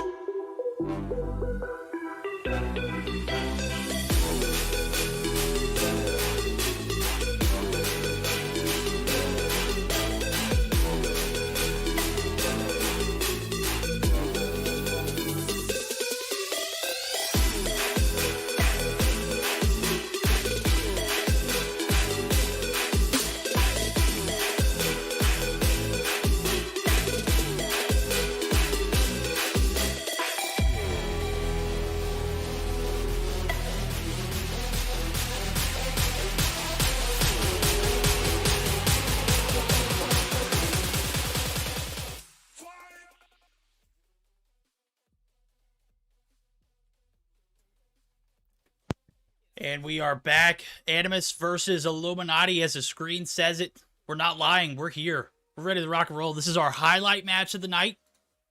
Certainly going to be a mile marker for the progressive, Illuminati EU team. We saw them come out of qualifiers, didn't win a single game against Omni. And now look at them. They have beaten Omni in the regular season play 2-0. And Omni haven't won a single map yet. Only points they've earned are from forfeits. So, does it hurt me to say that? Absolutely. Does the reality of the situation still stand? 100%. Reality is, Illuminati are on the up. They're going to be playing against an Animus team who we know are hella stacked. They've got their work cut out for them ahead of us as we're going to take a look. Day, what are your thoughts? Matchup before we go into the best of 3. Well, I think largely we have to look on the side of Animus here, right? I mean, that's been one of the stronger teams in Europe, and they do have a incredibly strong opponent as well, but Illuminati, a team that has gotten better, but was a qualifier team, right? Ultimately, that is definitely the case. And you look at their lineup, and some of these players have definitely proven themselves. Some of them still working on it. I think one of the most notable ones is the player that you deeply insulted in Chris, calling him the manager, making a reappearance for this team, and I'm not sure how that's gonna affect this game. Obviously, we saw him underperform quite a bit, and well, you can't afford to underperform against Animus. No, you can't, especially when you've got a best of 3 rotation like this, as I'm pulling it up here for everyone to see. Takeoff hardpoint is where we're going to start the action off. This is a huge map, and we all know that this map is owned and dominated by teams that have great team synergy, have, picture-perfect rotations, get those transitions early on, and the team that holds that P3 and P4 site and are able to put their, money where their mouth is for P1, certainly going to reign superior. So, Animus, I don't think they've lost on this map. I think Omni put up a hell of a series against them. It had started off on this map, but then we saw 6-0 immediately after in a hack the yard search and destroy. So the thing that happened with Omni on this map against Animus, and I hope Illuminati is able to take notes. That first hill was a 42-0 hill in favor of Animus, and I remember that very, very vividly because the in game was way closer than a 42-0. I know it was like a 30-point separation, but that was a big hardpoint game for Animus to win, because if they would have lost that, we would have definitely seen a game 3. Search and destroy on Crossfire, that's not going to change, as we saw it earlier. Standoff domination going to be the deciding factor. Obviously, we got to see a game 1 win for the side of Animus or the side of Illuminati EU. And right now, we're going to go ahead and take off right into takeoff. So P1 going to be out in the open. That fountain side is a 360-degree view of death. Who's going to get their foot on the hill first? It looks like Gracie there for the contest. Mojito on the backside. But it's going to be shut down by the side of Illuminati. Gracie on the point, picking up some much-needed hill time, and already picking up more points than Omni did in this map alone. On this hill alone. Yeah, you're absolutely right. And as we look at this matchup, it is, well, it's definitely going to be an interesting one. It's a couple points lead for the side of Illuminati right now, but obviously you can see Animus are trying to get set up for that P2, and Illuminati starting to do the same, or at least it looked like they were going to.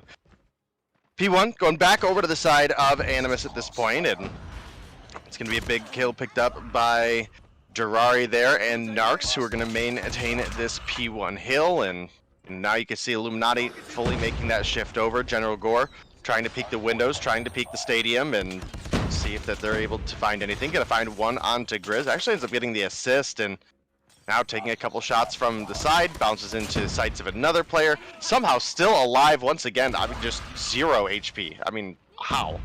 You know what? It is what it is right here. P2. Certainly a scrappy one. Stadium staircase, one of the heavily trafficked areas, as you can see right here. It does look like the side of Animus are going to be able to take the break, but it's going to be short-lived. The contest comes through. Boot looking for some action on the perimeter side. They're looking for that P3 transition potentially as well. Marvel on the flank does get taken down by Chris, who has had a pretty solid game so far. Gore going to be taken down, and that is going to be 20 seconds remaining now as the side of Animus are kind of running away with it. Look at Narcs. He's on 9. He's got a Predator. He's going to be ousted there by Gore, who gets his revenge. Chris with 9 on board. Manager or not, Bro's popping off right now. Picks up his 10th. Doesn't have any streaks to show for it. Catches Marvel on the backside. Marvel, how did you win that, you demon? 33-23. Only a 10-point deficit for Illuminati to overcome. So far, so good. This is where the money hills come through, though. Who is going to take the advantage? It looks like Gore going to find one on the flank. And we can see first little bit of an advantage. Uncontested time going to come through, and it's going to be Animus with Mojito there to slowly pick up the slack. He's going to be taken down, and a back-and-forth affair we see. P3 so far, Animus have put their foot on the hill a little longer than the side of Illuminati, but it's not much. Yeah, and, you know, Chris, you obviously called a manager at one point because he was underperforming, but he's top fragging for the team right now. He's 4 positive and almost top fragging for the lobby. He's only 1 behind Jirari right now, and that's a big name to be competing with. And General Gore going to get a big turn on to Narcs, who was 10-4, getting some streaks built up, but is going to get dropped there. Grizz, I got to say, you know, probably the player I least expected to be in this position. Was sitting at 3-13 not long ago and ends up finding 4. He's now 7-13. Might be getting on a couple streaks of his own, but Illuminati have come through and taken the lead. They have. They're going to have a 5-point advantage rolling into this P4 site. The only thing is they don't have the advantage of holding this site. Right now we got Grizz, who's up top. He hasn't been much of a factor. He's going to get taken down. Illuminati actually have a smooth opening advantage on the backs of picking up some big kills, but sure enough, Drari, Narcs, and Marvel all come through with kills. Not going to be enough to hold off the push. Yes, it is. That is going to be Animus with the advantage. Predator missile comes through for Narcs. Objective going to be held by Shark. He's going to be up top. Down low is going to be Grizz, who is going to be on the outskirts. 2 is in the objective. That's Marvel. I couldn't see that 3 because it was the 4 on top. And sure enough, the Annihilator comes through for Shark. He's 13 deep on a 2 combo. Looking for the players pushing up through the front door. Finds one. Gracie taken down. Great movement and precision there for Shark. That is going to be a solid hold here for Animus early on in this P4 as 50 seconds have passed by. 40-point advantage now going to be in favor of Animus.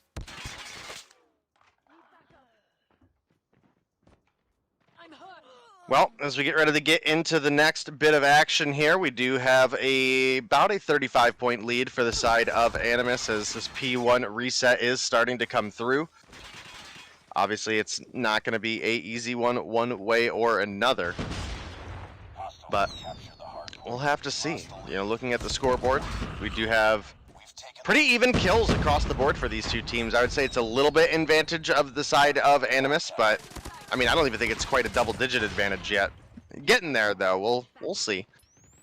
Yo, I gotta say, Grizz finally starting to turn the Jets on. He was 3-13 at one point, and I just looked at the scoreboard. He's 14-19 right now. So, Narcs obviously leading the lobby in KD, but objective time right now going to be picked up sparsely as, you know, again, we go for this P1 reset.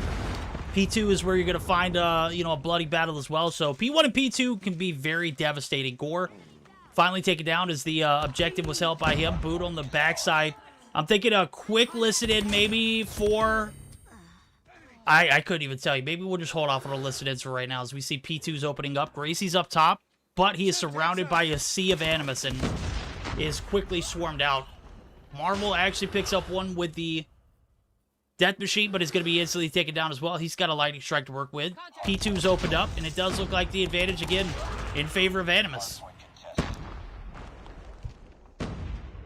About a 50-point lead for the side of Animus right now, and, you know, again, we did expect this to, you know, probably be the case. Illuminati has come through and had some great performances and has been a really solid team, but Animus is, you know, one of the ones that we expect to be competing for a #1 spot up against the likes of Nova, right? So, you know, if they were to lose a game here, that, you know, would be obviously a big shout-out to the side of Illuminati, but also be a little bit of a question mark on the side of Animus on what happened, guys. So we'll see. General Gore able to pick up one on Grizz there, but does look like Animus might be able to get the rebreak here. Marvel up top, looking for the kill on the Boot. Gonna find Boot. Chris is pushing. Does find the fight with Grizz there. And now, you know, we're still looking at a 50-point lead for the side of Animus, but they didn't extend their lead on that P2, and that can be a good sign for Illuminati, who are making that strong rotation over towards P3. Yeah, you're absolutely right. They're going to be holding it down for the time being. We're going to go ahead and jump in for a quick listen in with Illuminati as they have the advantage. We'll see how those comms sound as they need a big hold here on this P3 objective. Two more mid, Free mid, guys. Come on. No, one back spawn. Knox, 1 HP, 1 HP. Oh no, front, nice. Oh, behind. Come on. They're top. No, one more. One in point.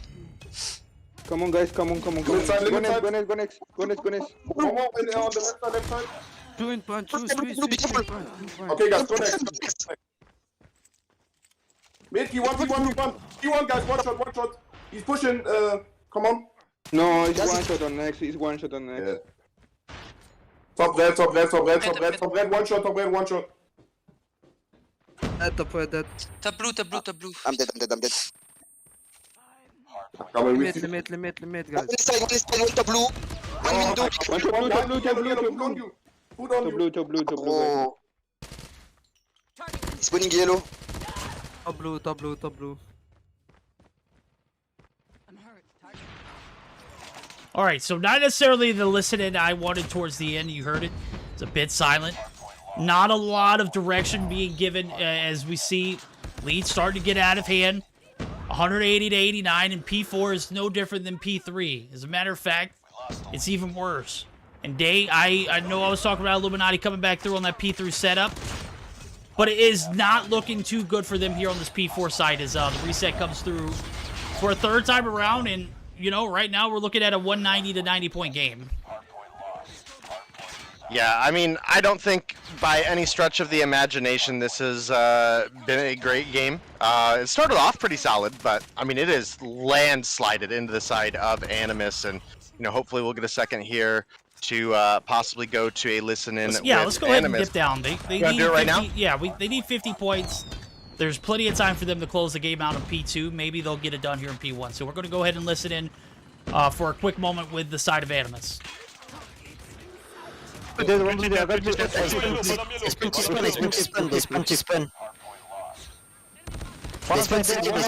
more from balcony. Not top. One more on site. Just play side. I'm gonna send mid. Two more side. Wait. Don't pick one.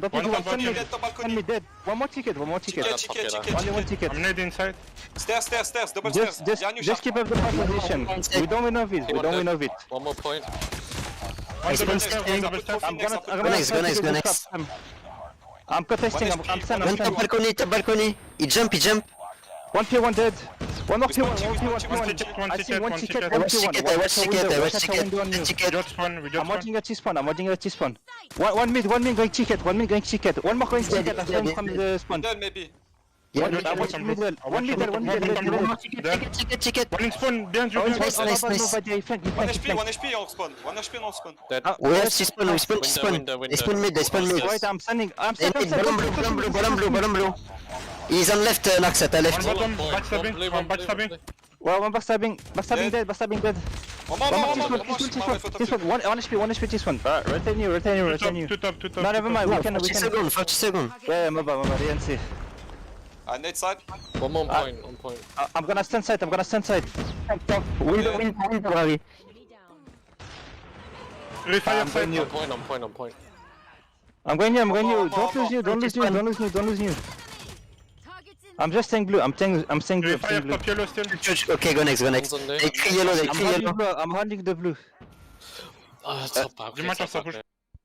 Man, I'm talking about like some unfortunate COD timing. We jump in for both teams to listen in, and sure enough, you know, they find themselves in a bit of a pickle right now. Gore gonna find one. It's some big kills coming through on that P2 side. P3 looking like it's locked down for Animus. They only need 27 points, Dave. What do you think about the comms? Well, I mean, they were definitely calm and collected, but still had that positive energy that you expect out of a team like Animus, and you know they're in a good spot right now. Only 20 points to go, and you know, you could hear when they were losing out on that P2, they were like, you know what, just get set up next, we'll win next. Hey, I heard that set up next so early, I was like, what? It was like 40 seconds left to go. I'm like, wow. But sure enough, you know, they don't get their foot on the hill, and they try for like 3 more times, so 3 individual players, but setup for New kind of panned out so far, only 8 points needed. The Gore Annihilator's going to find 3, but he's going to get taken down. 5 seconds are needed here. The break comes through for Chris. He's got 45, but he's going to get shut down. Grizz, the Backburners are not having a great start. Finishes off the last few. Shark picks up that last kill, 250 to 151. It's only a matter of time. And that P3 time definitely went in favor of the side of Animus. They pick up a big Game 1 win, and Illuminati, even though the backs are being down by almost 200 points, find a way to make things interesting towards the end of the, they started off with a P2 reset, just not enough to, you know, close the gap, and we can see it here, 250 to 151. A solid performance. Drari drops 50, but multiple players on the side of Illuminati putting up some notable stats as well. 45 for Chris, a.k.a. the manager, as I call him. But I think where this team drops off at and lacks at, no objective time in that 2-point marker. And you can see it, Shark, 45 and 38. When you got a demon in a lobby like that who's playing objective and can pick up kills, I mean, that's pretty convincing. Yeah, I mean, definitely a good performance from Animus there. You know, you were saying that the call out to just rotate next was a bit early. And look, I agree with you there on that front, but if you look at the position they were in, they were fighting over a P2 where their opponents were burning all of their operators, and why not just get set up for next then? P2 is already difficult enough to hold. There's, you know, 3 different angles that you can come up to get into P2, let alone the fact that you can also be shot from the windows on that inner stadium side. And you know, you look over at P3, and P3 is a bit more of a money hill, so why not go ahead and get a good defense set up there? You know your opponents are going to be coming in down 3 operators, and, you know, they go ahead, rotate over, and they just close out New. So, great play. Okay, so I'm reading chat, and someone said, by the way, Chris, you know, bottom frag last time because his aim assist was off. Look, Dave plays Warzone without aim assist, okay? I don't want to hear about aim assist. There's one thing that aim assist will do for you. You know, it's only so much it can do, right? It's not going to make or break your performance. Obviously, it could help. But when you're dropping donuts in Search or Destroy, there's no way that aim assist is the reason why, you know, you're bottom frag. Right now, we're looking at a Game 2 scenario that is going to be a make or break here for Illuminati. I know it isn't going to make or break them for a playoff run. I think they're pretty solid in the top 6 seed. Obviously, oh, absolutely, we're looking for a Game 3 berth. This is our highlight match of the night. I'm not saying that's going to be our closest matchup, as I think Game 4 or Series 4 will be. But another Crossfire Search and Destroy, certainly going to be interesting. I didn't go over the bans earlier, and I'll let you guys see it back up here on the screen as well. Hardpoint Summit was banned by Animus. That's an obvious. Illuminati opted to ban the raid hardpoint. So Search and Destroy maps all up for grabs, and Crossfire certainly going to be an interesting one. I think if it was a Hackney art, we might have seen a 2-0 easy, but I think this Crossfire is certainly a map that Illuminati could find a dub in. But, you know, when you got Narcs and Marvel on the flip side of things with some of the crispiest snipes in EU, I don't know. It's going to be a tough ask, but is it doable, Day? I mean, it's absolutely doable. It's going to be a difficult fight, but, you know, if we see a Game 3 here, that would be a really good sign for Illuminati. We've obviously seen the Search and Destroy performance that they're able to bring to the table, but, you know, looking back at that hardpoint, I mean, I think that's the game where we saw the most players break 40 kills. We had 7 players over 40 kills, and then right behind that, we had Grizz and Boot with 36 apiece, so, I mean, we almost had 9 players break 40 kills. That was a hectic game. And I hope the Search and Destroy brings that much energy as well. I definitely do too. So, I'm reading in chat about a ban for a name. I'm gonna be honest with you, that name needs to be changed before it comes into a stream. That is simple. You want to avoid a dumb ban. Avoid coming in with a very provocative name like that. I didn't catch, you know, the context of anything, but let's be honest. It could have been literally, you know, saggy butt or saggy, you know, you take the, you know, hint there. I just can't afford to have someone like that in the chat that is sponsored by Trovo. You know, we're running a Trovo sponsored event. Names like that don't belong in sponsored streams. So what does belong in a sponsored event? This matchup. This one is solid. Right now we're looking at a game 2. Deciding factor, will we see Illuminati in a game 3? Animus looking to close it out here early. Mojito says, hold my drink, homie. Is it a mojito though? We'll find out. Shark gonna get a little anxious. Does get taken down. Marvel able to take down Gore on the crossfire. Now crossfire certainly being a bit spicy early on. Mojito gonna be housed by Grizz. Grizz wins those. 2v2 now as we see Chris pick up 1. Boot gonna be dropped. Marvel and Grizz left in a 2v1. Chris, the manager, can you make it happen here? 1v2 style. Well, definitely got a couple names to compete with. You look at the likes of Marvel and Grizz, and, well, Grizz already finding shots onto Chris.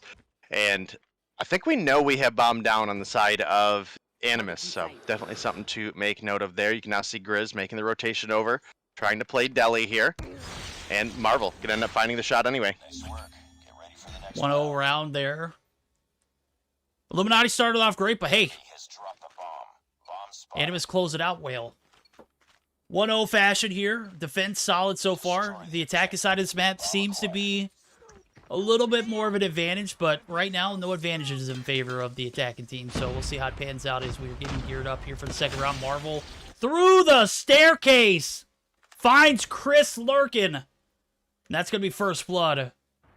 Gracie still has the bomb. Looking for the plant here. Don't you dare put that bomb in harm's way. Peeks down the staircase and gets world starred. We got 2 players left. It's Mojito and General Gore, and this is going to be a very tall ass now that Gore is left alone.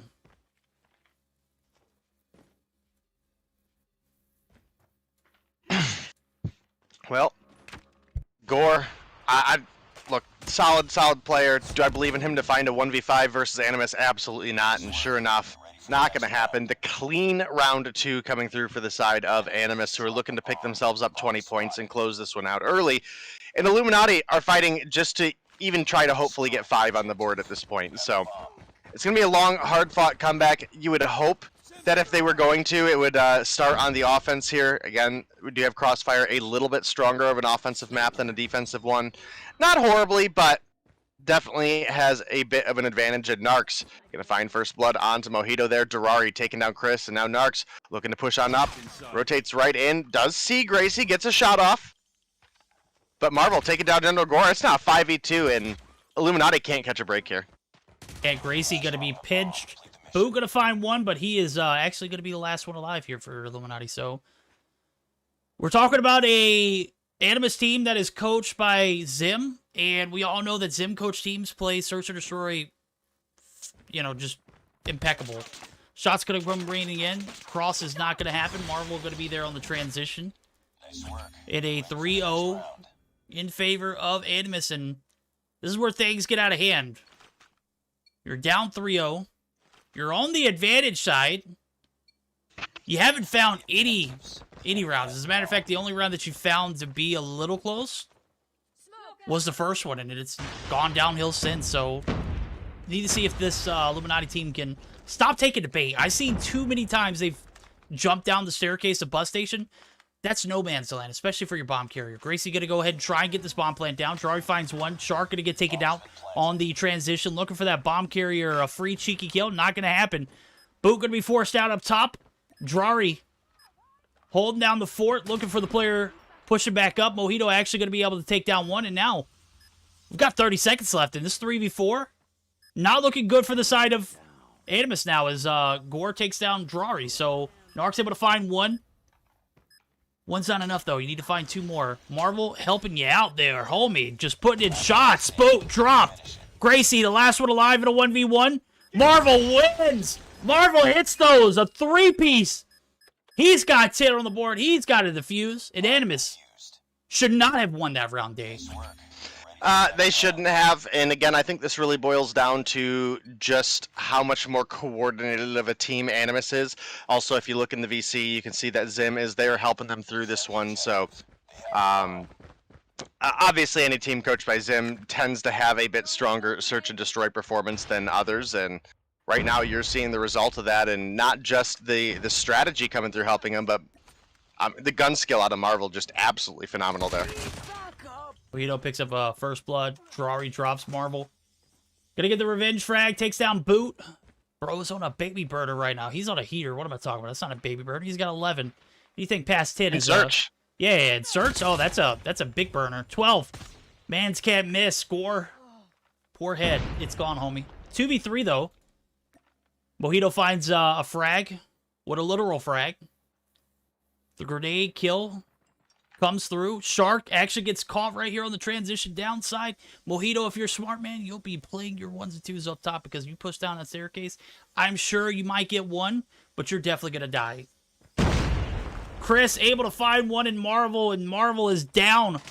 Mojito gets the clear, and that is going to be the first round and the last round of the attacking side. So 4-1, 3-round advantage in favor of the side of Animus. And can Illuminati spark up a little bit of a comeback here? Definitely going to be a tough one. I think tough is a bit of an understatement, but we'll see. Marvel opens up with a 2-piece with the frag grenade. And that is going to give a big advantage over to Animus, but Gracie able to pick up Jirari with the vehicle explosion there. We're now looking at a 4 versus 3. Real question is, can Illuminati clutch this one up, or Animus about to be sitting 5-1? Animus do have the player advantage. Shark was looking for Gracie there, finds an extra shot as well, but does have 2 people fighting against him here. He picks up the 1 before getting dropped, but Narcs and Grizz there to clean things up, and Animus lead 5-1 match point. Yeah, that's a tough transition to make. You're trying to peek that staircase. You don't have another AR or SMG on board. You've got, Gore, who's pretty crispy with the snipes, but Shark able to find that 1 kill certainly hindered Gore from making a transition up that staircase. Sure enough, Marvel and Narcs finding 2 to start the round off, and Grizz he's not even holding back. Actually, he is going to take some shots. Gracie trying to be the bus station demon. Going to be outs there, though, and Grizz might be the nail in the coffin. Bombs down, 40 seconds on the clock. 2 players left to deal with. Chris and Boot. Chris finds 1. Still need to find 4 more in a bomb defuse. So, wow. Highlight matchup of the night. Going to end in a 6-1 fashion. Jirari finds the last 2. And that is it. 2-0 win convincing here for Animus. And guys, thought you were good in S&D. Guess what? Zim's teams, they were born in S&Ds. All right, you guys just merely adapted to it. Right now, we're looking at a solid performance from Animus. Great hardpoint game, 250 to 151. They had the advantage for the majority of the matchup. Then we go into a search and destroy, which I had my doubts. But after those first after the first 3 rounds, there's no way you come back from that. 6-1 win. And Animus, they're going to earn those 20 points, Dave. 15 kills on board for Marvel. Someone get him out of the lobby. Jesus Christ, 15 kills, my guy. Well, speaking of getting out of the lobby, General Gore does skip the final kill cam, so we're not going to be able to see what he was able to put up, and I actually honestly don't remember what it was, but you look at the 6-1, and there's honestly no shock there that this win comes through for the side of Animus. And honestly, it was largely Marvel, right? 15 kills on the board. You look at the rest of the team, Jirari with 5 and the rest with 4. I mean, that's numbers that the opposition was putting up. Mojito with 5, Chris with 4, Boot with 3, Gracie with 2, General Gore, a donut as far as I'm concerned, so. Little rough. I mean, when one guy is putting up almost half of the kills in the lobby, it's certainly difficult to, find your footing, but 15 kills out of the 35 possible, that's pretty convincing. Marvel with the backpack, and I'm sure all of Animus are okay with that. So that's going to be it for series number 2. 20 points going to be awarded to Animus, and if you are just now joining in, you didn't miss out on too much after that search and destroy. The hardpoint was certainly interesting towards the end. The beginning, a bit, far-fetched, bit lopsided. A little bit of dog left in the fight for Illuminati in that second half of the hardpoint. Obviously, no dogs in the fight. Then the search and destroy is pretty convincing. Animus going to be able to take the smooth 2-0. And will we see a game 3 today? Well, guess what? We've got our match of the day ahead of us, and it's going to be against Anarchy and FN420. If that one doesn't go to 3, I will be shocked. Then again, this Anarchy team is not the same that, we saw at the beginning of the season, the team that took down Animus in a 2-1 fashion. This is a team that made a few roster adjustments, added a few OP players, but, lost out on a few OP players. So, 2-0 in favor of Woman 7 not found. Omniscient get 2-0'd by Nova Esports. And again, Illuminati drops the ball 2-0 to Animus. So, standings looking pretty crisp, though. As you can see it is updated in real time. 150. Nova Esports certainly going to be in a top 2 slot regardless. Animus, I don't think that's going to change. 1-7 not found. I don't think they play enough games to compete with that. And that is certainly a large gap to cover in a matter of the 2 days left that we have in the regular season. So I think it's safe to say Animus have a second spot sealed. Maybe a first, depending on how the head-to-head goes against Nova Esports. We'll see when that time comes. That'll be on the 17th of this month. So, still, that last match of the day. We're gonna take a We're gonna take a short intermission, guys. We're gonna get the players in the lobby, get you guys squared away for our 4th and final series of the night. Don't go anywhere. We got COD Mobile trailers as always in between the games, and we're going to bring you guys back to possibly the best matchup of the night. So don't go anywhere.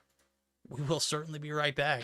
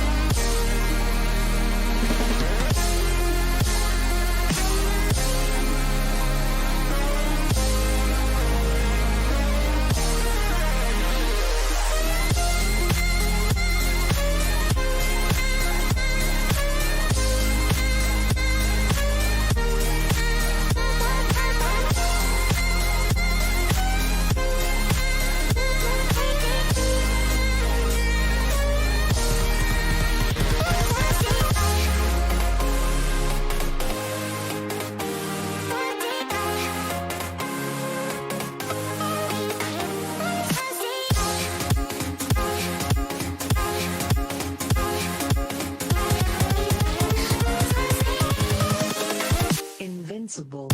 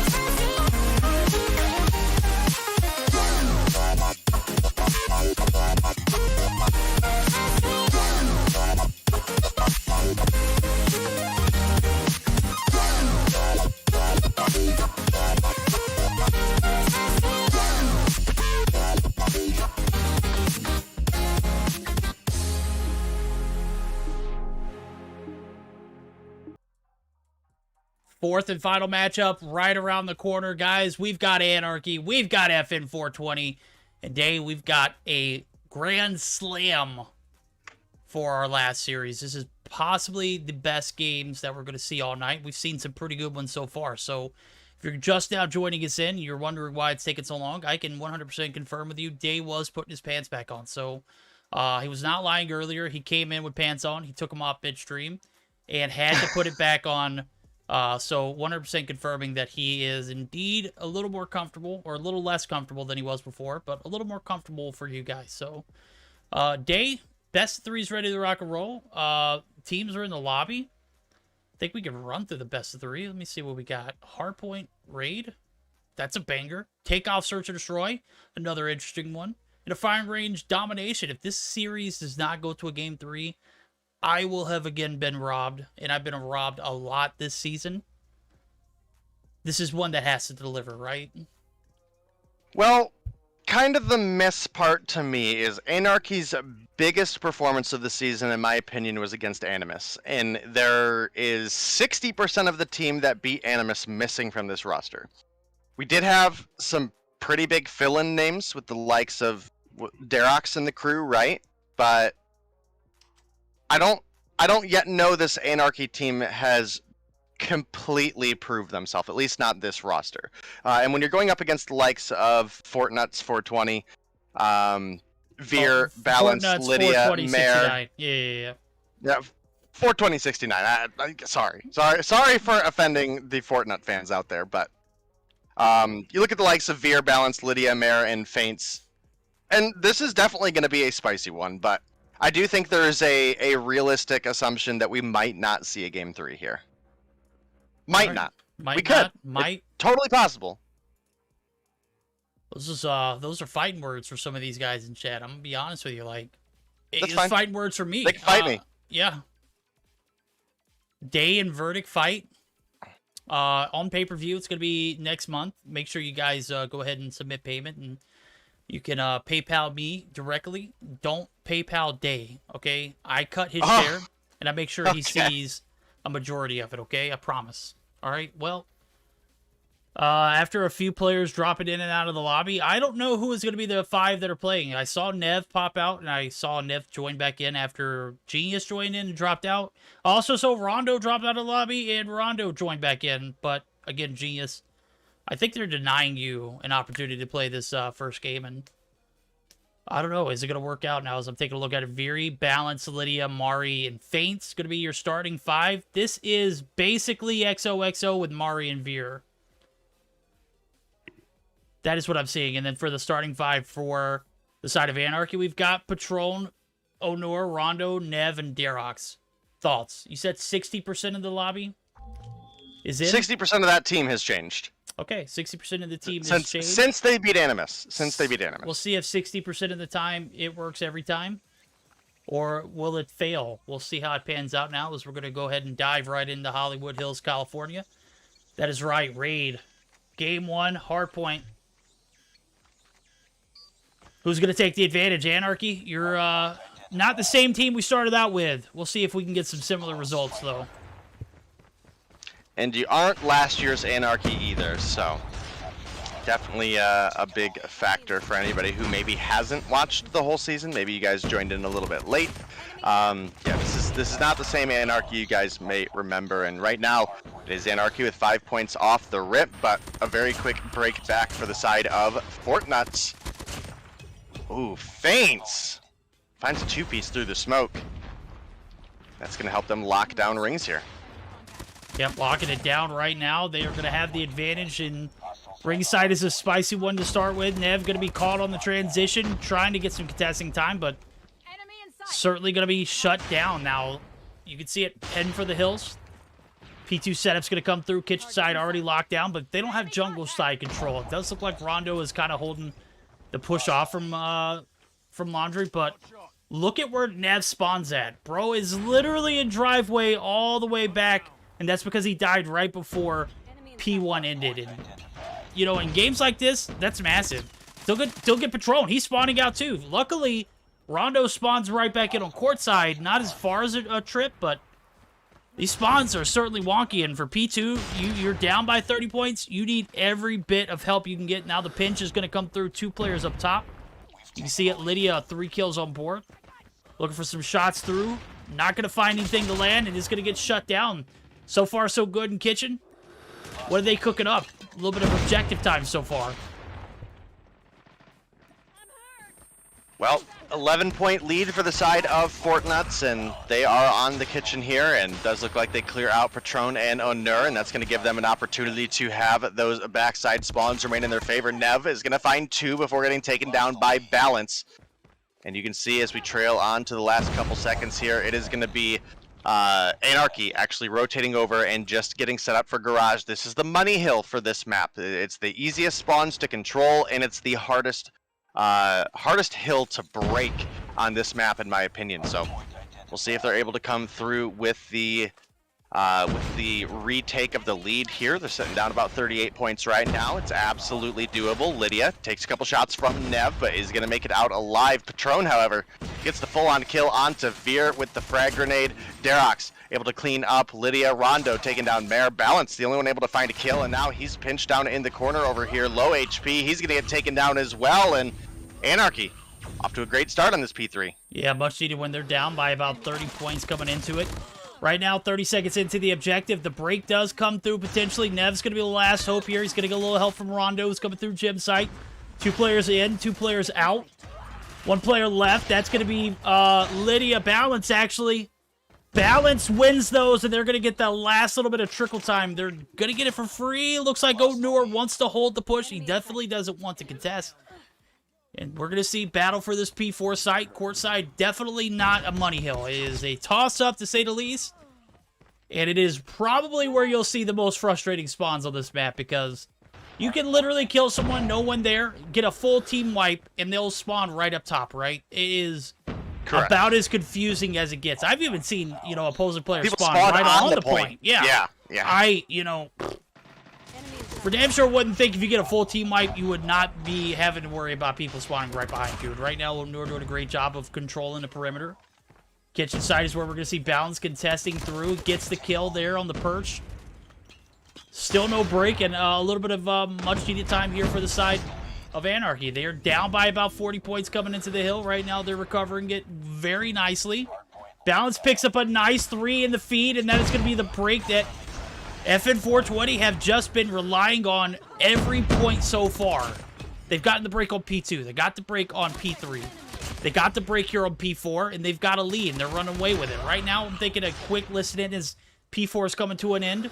Only 2 players left on the objective, but P5 transitions are going to come through. We're going to do a quick listen in for the side of FN420, see how this P5 hill fares them. I'm going deep. I'm going deep. Money, Flank, Balance, flank. Yeah. Ani with the stairs. Yeah, choosing. I'm gonna lightning. Ani. Buster. Zig. Goddamn. There's Annie. Wait, I'm lightning. Give me a sec. And you want it. Inside kitchen. Lightning strike activated. Nice, pushing. Top right, one shot, I'm hitting him. One in red. Faints, you're in now, okay. Smoking mid steps, I'm smoking, Oh, driveway. He's pushing mid. I'm holding laundry. I'm holding laundry. Just side. They don't know. Just side. Just side. Go towards next. Go towards next. Yeah, they're stun mid. They're stun mid. They're stun mid. Spawn driveway. I go closer. I'm gonna sneak it. Yo, please go to orange. I got the heady. Yeah, cool. I'm gonna hide red. They're pushing top. Watch driveway. Put that. Nice. One top things. One top. He one back to kitchen. I'm gonna. We spawn ring. They're all pushing top. They're pushing the spawn. One pull is all red. I need a bit of help. Pushing red. Yes. Laundry. Pillar. They have laundry. Building laundry. Contact with enemy. Laundry side. I'm coming balance. On me. One blue. Blue one. Nice. Go. Laundry, guys. One right. Pillar dead.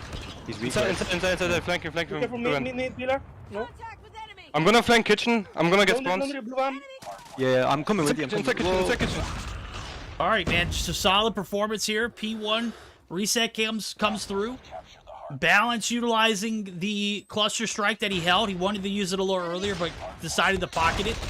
And it's panning out. So far, so good. 100-point advantage, and it's just getting worse here for Anarchy. And this is where things getting a little out of hand early on in this, or midway through this hard point. Rather, maybe the latter. Onur pushes out, gets taken down, and P1 done. P2 kitchen side again. Nobody in sight for Derox. Derox the only player on the objective, and he is getting swarmed. This is a massive hold. He finds two, but does get some help from the inside. That's Patron absolutely holding down the fort with him. But the spawn sites, not in their favor, Day.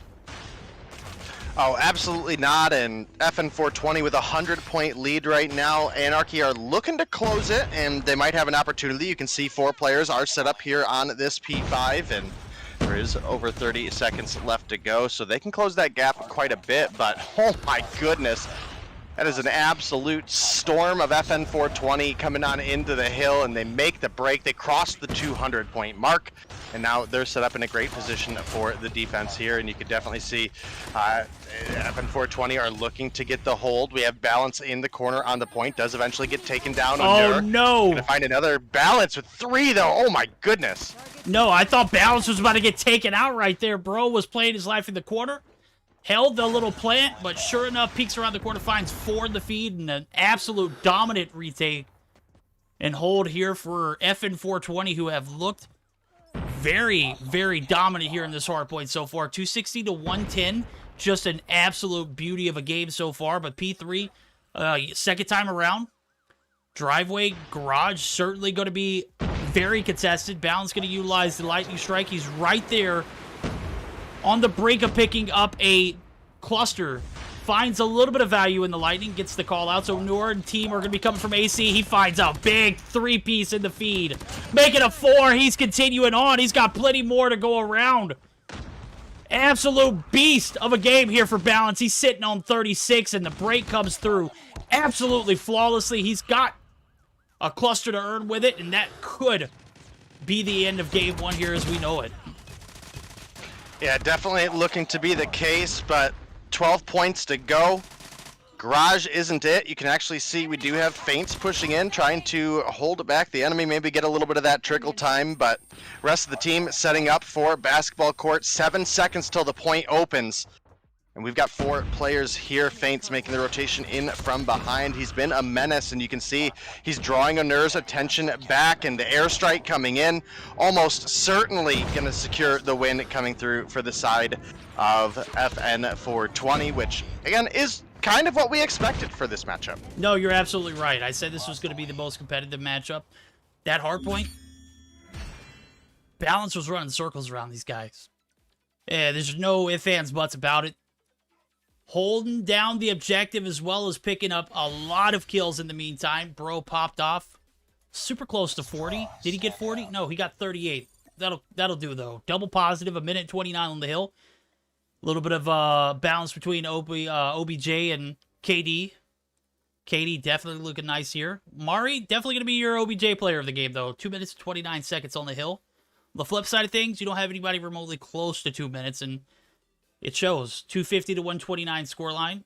absolutely beast of a game here for FN420 and doing exactly what Day predicted earlier. I said this was going to be the best matchup of the night. And right now, FN420 are exploiting me for that, and they take a big game one in their favor. So 1-0 in the series. Looking for that smooth 2-0. They can find it here very easily on this Search and Destroy. It's going to be takeoff, though, and I think it's going to be anything but easy, especially with Onur in the lobby. He has shown that probably one of the better snipers in EU. Haven't seen a lot from him this season, so hopefully he'll pop off. Darok's definitely going to be, my primary focus here for this search, though.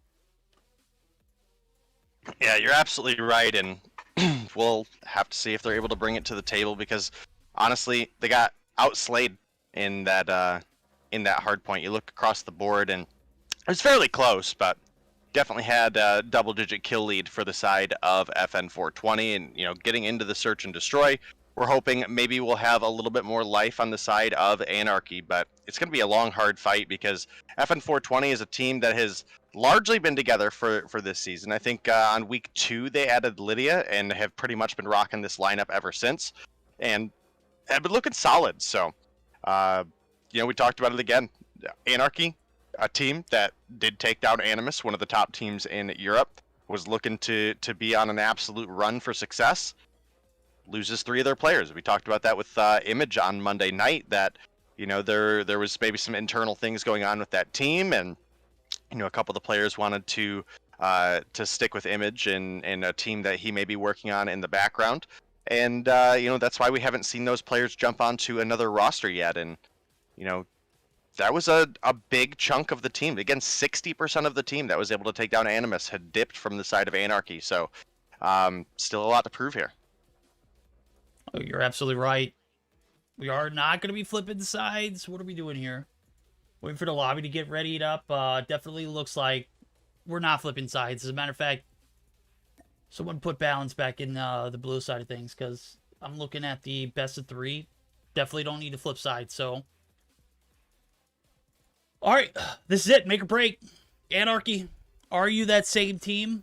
You're definitely not that same team that beat No. Animus, but are you that same team that can take us to a game 3 possibly and display a domination? Obviously we look back at that series. One of the players that was a huge, factor in that dom against Animus is in the lobby still, but he's not on that Anarchy team. That's Fanes. Bro literally dropped like 8 off the rip and went like almost triple positive that domination summit. As a matter of fact, was definitely a huge factor in the first half, and after that, all the morale for Animus, they all ended negative. I don't think I've ever seen a bad game from Animus. That was a bad game. But that's not the same team here, so. One player is still the same, just not on the same roster, so. We'll see how it pans out now. We've got green check marks all the way across top with the exception of 1, and waiting on Anarchy to ready up as well, so. Interesting storyline. Interesting to see how the season progresses and where these players end up at. Obviously, we are on the brinks of still trying to get, landmarks for majors to come. COD Mobile hasn't released anything, but Blake's post on Twitter certainly lit a fire in the scene, and certainly hoping that we see that roadmap to success for major events moving forward, and hopefully we'll see some major orgs come through and snag up some of these roster mania teams and make something official. Well, I mean, we know teams from the CDL side of things have been at COD Mobile, right? I mean, that's flat out just a reality. Obviously, we haven't seen any of them come in because there was no competitive scene roadmap. We obviously, as you mentioned, got that one tweet from Blake that, things are coming. And, on a business aspect, right? If you're an organization looking to get into a competitive scene, there has to be a guarantee of a competitive scene in the first place, right? There's no sense in investing in a team if you don't know, what they're going to be playing for. So. True. I definitely think that's a big step in the right direction for COD Mobile. I think one of the biggest things that they need to work on is that transparency with the community. That was a major issue for COD Mobile last year. So hopefully they'll do better this year. All right, you heard it here from Day. Day's words of wisdom to COD Mobile. Get good, kid. Do better. Get good, nerd. I'll tell you one thing, Anarchy got to get good real quick because these are this is a solid matchup. This should be an even in skill wise, but as obvious, Synergy has a massive place in hardpoint. You don't have that team synergy. Obviously, it makes it a little more difficult for you to have those team holds. Right now, we're looking at a 2v3. Players drop down. I got flashed and stunned so many times, bro. I could not even swap players. I was moving slow as well. So, Rondo rotating right in front of Mari, who is holding down the bottom of this P4 building. Both players are up top, and I think he has an idea they're there, but right now, just waiting for the push. Bomb is down. It's right on Fountain side. You see it? Right in front of Mari. Minute 15 on the hill, or on the clock. Plenty of time for Rondo and Nev to make a move, but It's all up to you now. Veery actually going to go ahead and hinder it. Now it's going to be Rondo left in 1v3.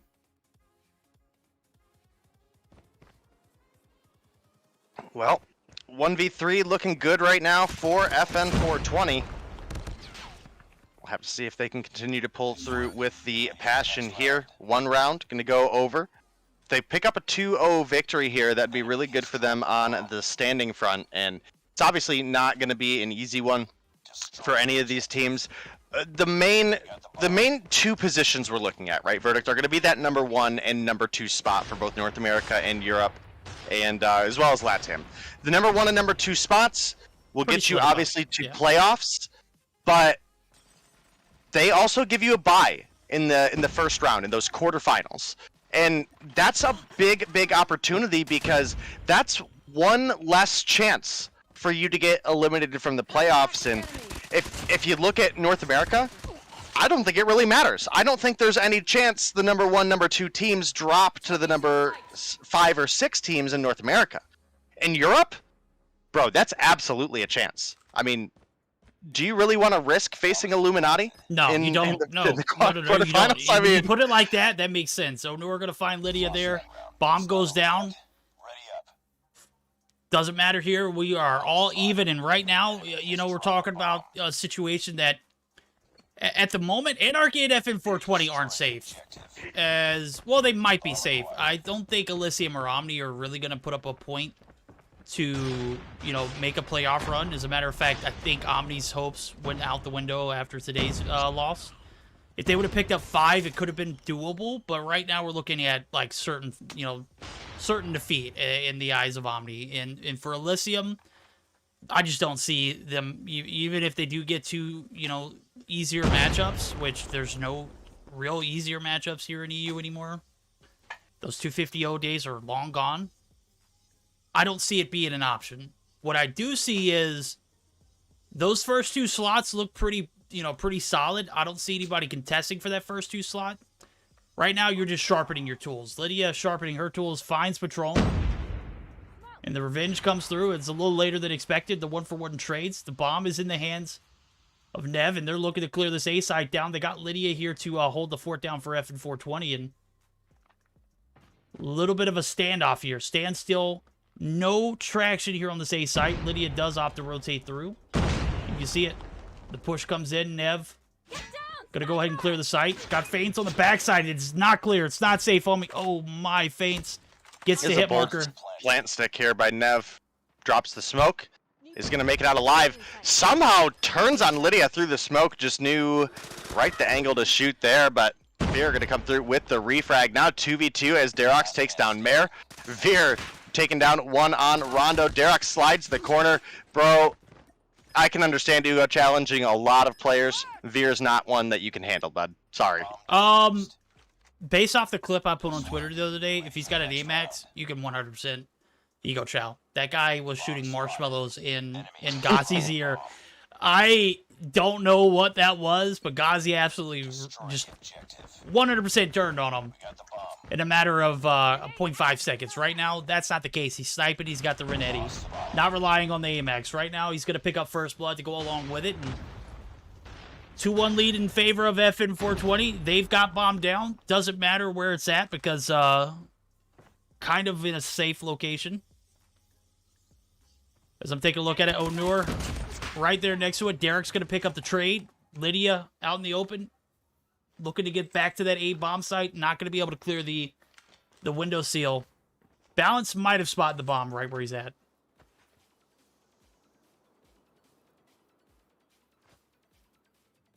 Enemy in sight. Target down.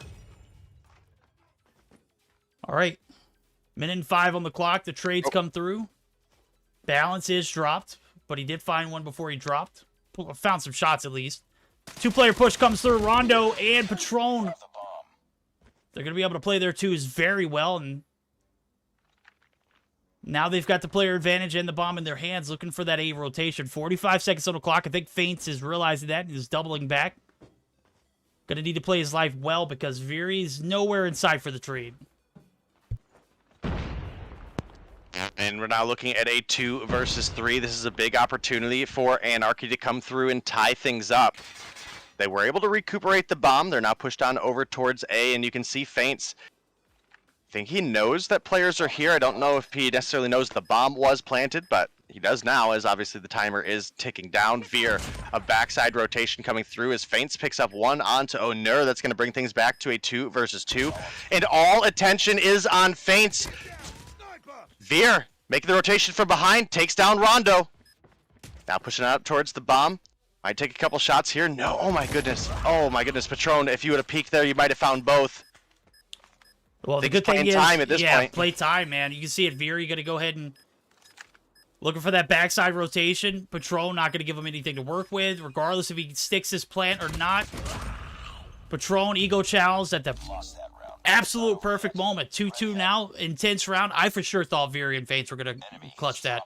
The fact that Feints wasn't able to play his twos properly with Veer, and I don't even know if that was a poor example of playing your twos or if it was just, you know, bad COD timing. Patron holding the angle, gets the shots, just waits on Veer in an A1 round and retake there for the side of Anarchy now as they're looking for a Game 3 life. Certainly could find it if they continue to play rounds like that. Still down a player here in this attacking side. It's going to be the last time we see them on the attack. We'll flip sides after this, and you can see the defense. They're kind of playing it split per normal. Rondo going to be able to take down one. Derek's is one shot, but is able to recover. Now it's a 2v3, or 3v3 rather. I'm looking at nothing right there. I don't know what I was thinking it was a 2v3. It's tough. Minute 15 on the hill, though. Now, one team is going to take an edge as we switch sides after this round, and just a big question of who that's going to be.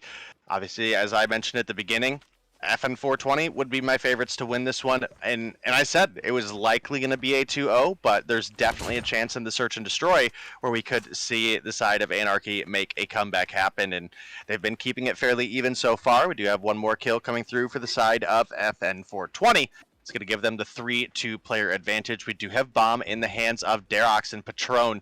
He's been one of the strongest members of Anarchy, especially in search and destroy, coming through with a good performance there. Finds one. Derox going to take down Lydia. 5 apiece for them. They're now up against Veer, who's pushing 10. Pushing P, pushing some of that positivity. Bro, I know you just didn't go there right now. Oh, Veer. we did. We totally did. Well, guess what, man? They got a 2v1. Patron and Derek's combined have more kills than Veer. So who's really pushing P right here? We'll figure it out now. Is Veer looking for that 10th, maybe 11th? Derek's put on ice. DLQ holiday skin, just an absolute beaut. He is 10 deep now. Has only got Patron left to deal with, but we know how bro plays time. An absolute beast. Patron gonna hit the shots. Not going to miss. 6 kills deep. 3-2 as we flip sides. The advantage now in favor of Anarchy.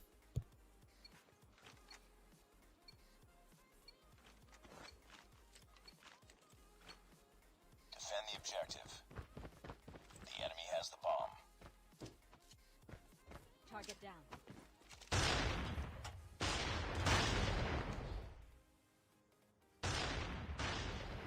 Muted, by the way.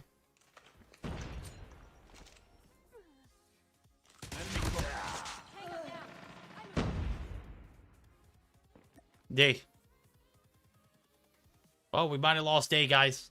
Quite all right. 3v2 now. Rondo and Derox left to pick up the pieces. Bombs in the hand of Balance. Looking to make that A-side rotation. Rondo looking to shut it down.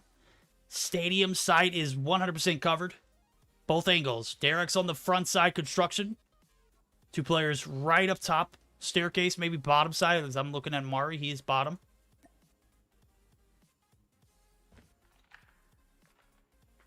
Rondo going to spot feints there on the transition. Maybe looking for a bait and switch. Rondo gets absolutely fooled. Now it's going to be a 1v3. Derox, last player alive, finds one. Looking for those other 2. The bomb is down and 50 seconds left, so no fear as far as time goes. Feints Amari looking for the transition. Not going to catch Derek slacking.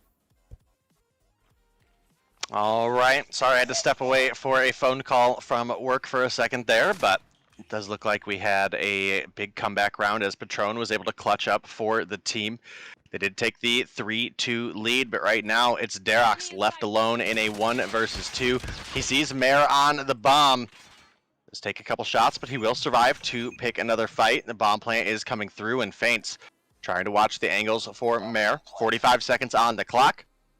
Derox needs to find 2 and a bomb defuse. Oh. Yep. Ooh. Your dome, bro. Oh, man. Derox taken down. Yeah, that hit marker just toxic. You hear the transition. Mari trying to get across. Lets his enemy know that, hey, homie, I see you. And sure enough, comes through with the follow-up shots. We've got a tied matchup.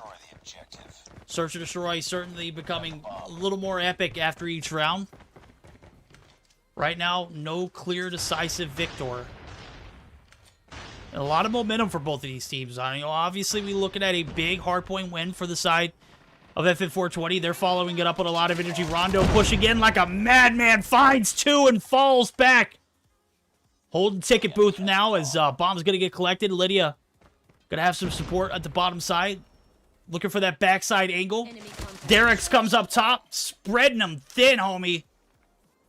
And now we've got a 4-2. We're talking about advantages. It's all in the hands of Anarchy. Veer going to be left to his own. He's got 10 on board, but he's going to need to find 14 here because there's no way he's picking that bomb up safely. No shot here, even though Veer has been absolutely fragging out so far this game. Again, we mentioned he had 9 earlier. He's up at 10 now. I don't see the 1v4 coming through, and this is very likely going to be a lead going over to the side of Anarchy once again, unless Veer is able to just honestly pick them off one at a time. But you can see they know they have bomb down. They're playing their angles. They're in a great position to play their 2s, with the exception of maybe Nev, who could, if Veer was over there, theoretically get picked off. But 30 seconds on the clock. There's not time to make it happen. Veer, you definitely hear the dinosaur to your right. Oh, gets a hit marker. Pain. Lost that round, but it's Well, I mean, if anybody on this, FN420 team could have done it, it was definitely Veer. He's, vastly, carried throughout this search so far. He's got 10 on board. Not saying that Lydia isn't pulling her weight, but Feints and Balance. Balance has checked out, bro. Dropped 38 in the hardpoint. He said, bro, I did all my work. You guys pick up the slack. And right now, slack is not being picked up. Feints finds first blood there, but is quickly returned as Patron takes down Lydia. We got a 4v4. 1-for-1's coming in. Now we're going to see the push towards this B site. Balance, bold plant. I'm going to be honest with you, homie. If this goes down, that is epic. Patron going to take some team shots. He's going to get dropped, and now we've got Nev and Derox. Make it Nev. Scratch that. Nev's out. Bounce, check back in. He picks up 2. He's got 3 on board, and we're all tied up. All is even. All is balanced in the universe. Well, Balance may not have had many kills on the scoreboard, but that round he was able to pick up a couple ones that really counted for the team to tie things up 4-4. FN420 still looking to close things out in a 2-0 victory, but Anarchy not making it easy for them. Smokes are out by Veer. You can see they're starting to push on in now. Can he find Rondo off the heady here? Jumps up into the window, gets taken down. Rondo is going to get refragged out by Mare, however, but Nev should be able to pick up the free one here. Mare! Oh my goodness. What a play coming through for Mare. Barely survives, but does pick up the kill. 9 on board for Mare. Ooh, Patron. Good rotation coming through. And now it's a 2v2. Patron and Onur up against Balance and Lydia. Patron, an absolute demon, comes through and finds Balance, but Lydia here for the refrag. It's now a 1 versus Onur. 25 seconds on the clock. Onur peeking the wrong angle. Lydia, what were you shooting at, girl? Gave her position away. This could be rough. Yeah, it is. She is going to spot Onur on the transition and doing a great job of playing her life, and you can see it. Playing a little bit of hide and seek. Onur going to try and bait and switch. He does. Gets the slide peek advantage. Plenty of time to get this bomb defused. We're going to a match point, or game point, rather, for the side of Anarchy. They want that game 3. I need it too. I can't see this series end in 2. Granted, FN 420 still might take a 2-1 win. I still need to see a game 3 for the series to progress. I can't go out, this being the last series of the night, we don't get justice. I need a game 3. Well, I'm right there on board with you. Game 3 would be solid between these two teams. We obviously saw FN 420 have an advantage in the respawns, but Anarchy have, if they've proven anything at all, it's that they can hang their own, they can hold their own in Search and Destroy, and looks like they might be guaranteeing us that game at 3 right now. Veer gonna find one on to Patron to close the gap a little bit, but still have a lot going. Veer misses a shot there, an important one on to Derox, but Mare's there for the refrag. It's now a 3 versus 3, and we're going to see around 11 here. You can see Nev is pushed right up. He knows the bomb is down, and he's just watching that angle. But, homie, where's the rest of your team? Why is nobody else having you cover this bomb? You can see the stun come through, but nobody there to push. He rang the doorbell, and someone was home, and obviously they weren't ready for it. So Nev actually going to be able to fall back now. As you can see it, he's holding the B-head glitch. Push for this bomb needs to come quickly. It's 44 seconds on the clock. Mari and Faints.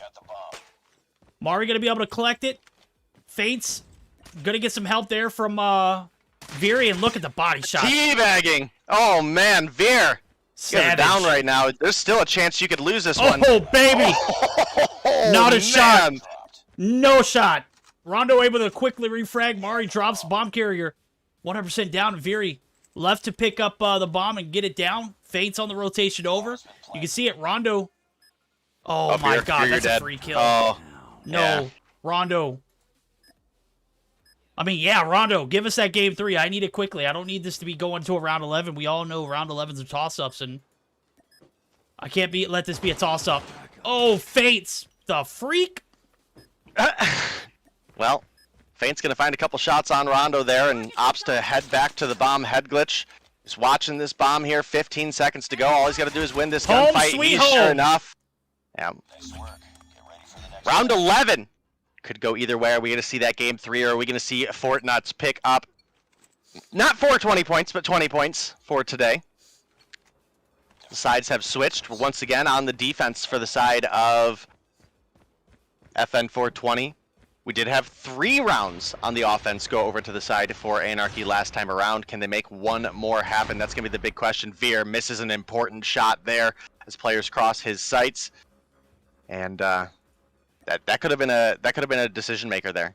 It could have, but guess what? If he would have picked Derox, yeah. Derox. And Patron lives too. Oh my goodness. This is tough, dude. Like Derox and Patron, 2 value kills that you need to get in order to 100% solidify 2-0. You let those players wander free, and they've got 19 kills combined. You take a look at it, a little bit more of an evenly distributed scorecard for the side of Anarchy. As a matter of fact, only 1 player going negative. That's Nev. Balance on the slide peek. Overextends, gets taken down. 1-for-1 trades. But you take down Derox, that's probably the best trade you can make. Am I right? I mean, a 9-for-5 trade, that's solid. So we'll have to see. Balance obviously not having the takeoff game of his career. It's a 4v4, 50 seconds on the clock. Veer's pushing up. They have Patron once again dead to rights. Can't find the last bullet to connect, and it's actually going to be 1 extra taken down, and now Balance and Mare down. Mare has been a big factor for the side of FN 420, and they've given up the advantage over to the side of Anarchy, and Veer almost drops there too. Lydia's 1 shot, able to recover, falls back. Multiples there on that P2 bottom side. Onur steadily looking for the frag. Isn't going to be able to get it, but the transition, he's playing his twos. You see it, Onur wants blood.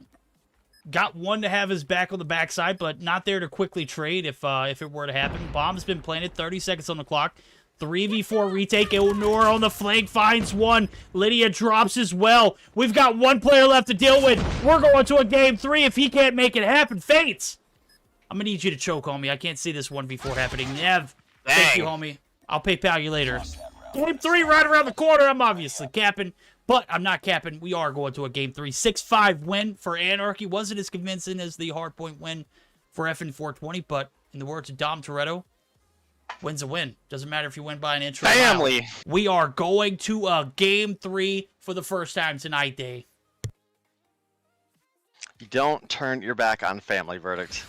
Dom Toretto taught us that first. Tim the Tatman came through the second time around and brought it to us. But the round 11 win does go over in favor of Anarchy, and as you mentioned, just a little bit more consistency across the team for the side of Anarchy. You've got 12 for Rondo, 10 for Patron, 9 for Derox, 8 for Onur, and 7 for Nev. We were only missing out on that 11 slot. But look over at the opposition, 13 for Veer, 10 for Mare, and it starts dropping down from there. Feints and Lydia at a respectable 7 apiece. But balance, bro, in 11 rounds, 5 kills, we expect more out of you. Not dogging you out here, but you're a better player than that. You know what, we'll give you a little bit of less grief, considering the fact you dropped 38 and 19 in hardpoint. So, obviously the search, this takeoff map is massive, and one can get lost. You did a noble sacrifice. You took down Derox in hopes that, you know, it could propel your team to victory towards the end, but sure enough, even that kill wasn't enough. Got a 6-5 win. Anarchy, not the same team that beat the Titans and Animus, but certainly putting up a hell of a search win there for us to see a Game 3 life. So, taking a look at the spread, I do believe we're looking at a firing range dom. We've been teased by firing range doms all day, and here we are finally in a firing range dom. As a matter of fact, I'm taking a look at Discord just to see how many times we've seen firing range. I'm lying. We haven't seen a firing range tease all day. So, it's late, guys. I'm sorry. We're 3 hours into the broadcast, and obviously I'm not drinking, but maybe I should. Get some of that Norwalk, Connecticut water, bud. Hey, that's what I'm talking about. Taking a look at the best 3 one more time around just for you guys to, guys and gals see at home. If you're a visual learner just like I am, it is indeed a firing range dom. This time, Ronan didn't sell me. We are 100% right on cartography, and I'm digging it. Hardpoint Hackney Yard was banned by Anarchy, and Summit Hardpoint was banned by FN420. So, Raid Hardpoint, lovely map to play on. Lovely rotation to see in the mix. Takeoff, obviously, we're split up. 1-1, Anarchy wins search. FN420 take the Hardpoint. Who is going to be the victors after this 3-game split, though? It's very, very... I don't know. It's difficult. I know that Day was rolling with, you know, FN420 off the bat. But a little bit of a spark and momentum shift after that Search and Destroy win, question mark. Is this going to be the upset that Anarchy can deliver to this FN420 team? Possibly. We'll see, as we're just waiting on Veer to get ready up for the game here. And we'll, now Rondo too. Trash. These players should be ready at our whim. We don't want them to have the best opportunity. We don't want them to fix their classes if they need to. We want them to get rickrolled, okay? That's the reality here, but... Okay, no, maybe not. No, maybe you know not, what? but... They're never going to give us up, Day. They're never going to let us down.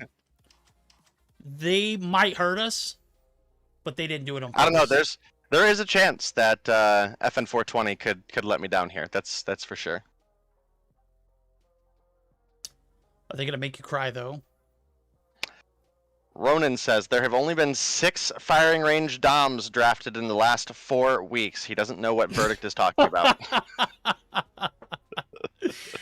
Look, Ronan, you know what? I know you sell me on a regular basis. I sell one time. I thank you for calling me out. I appreciate it, homie. I will not forget this one, okay? 2 of them were on the same day, he says. Oh man. You know what? 3 Well, weeks guess ago. what? Yikes, Ronan. Savage. To add insult to injury, my God. Ronan, Rub salt in the wound, bud. Robot, you're fired. Ronan, you're hired.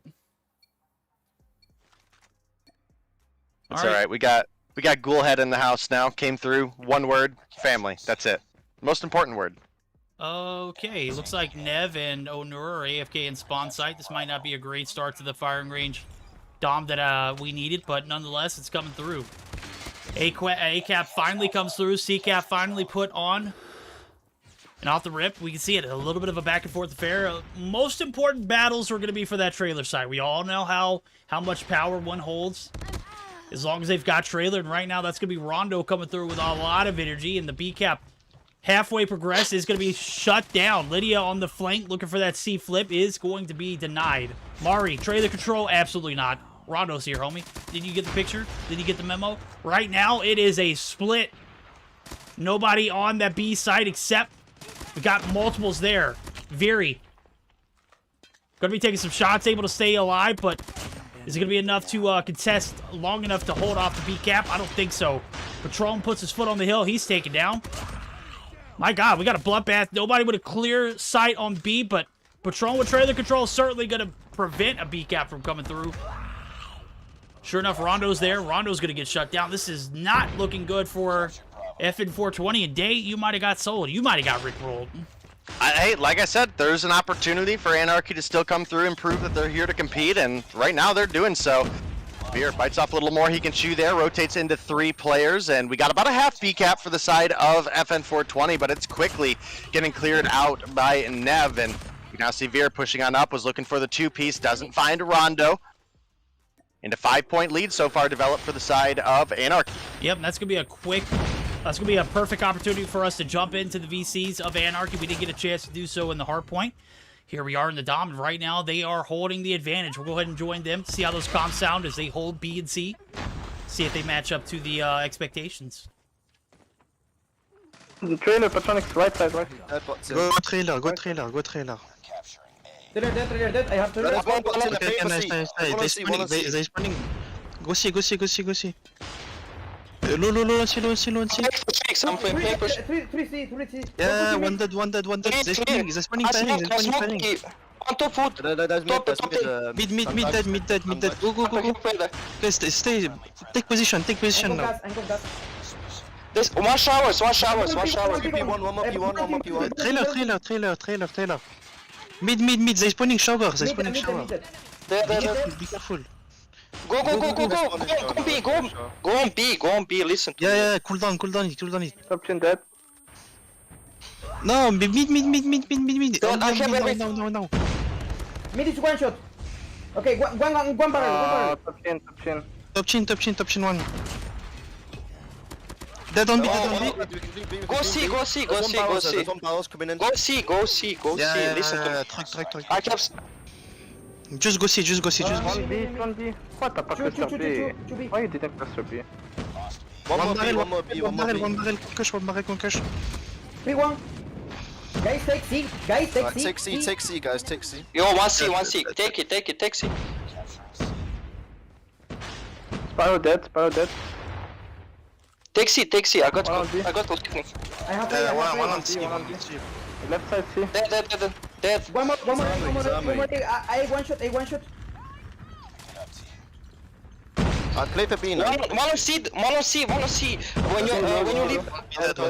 Be dead. One jungle. Guys, pushing, firing from jungle. Carry.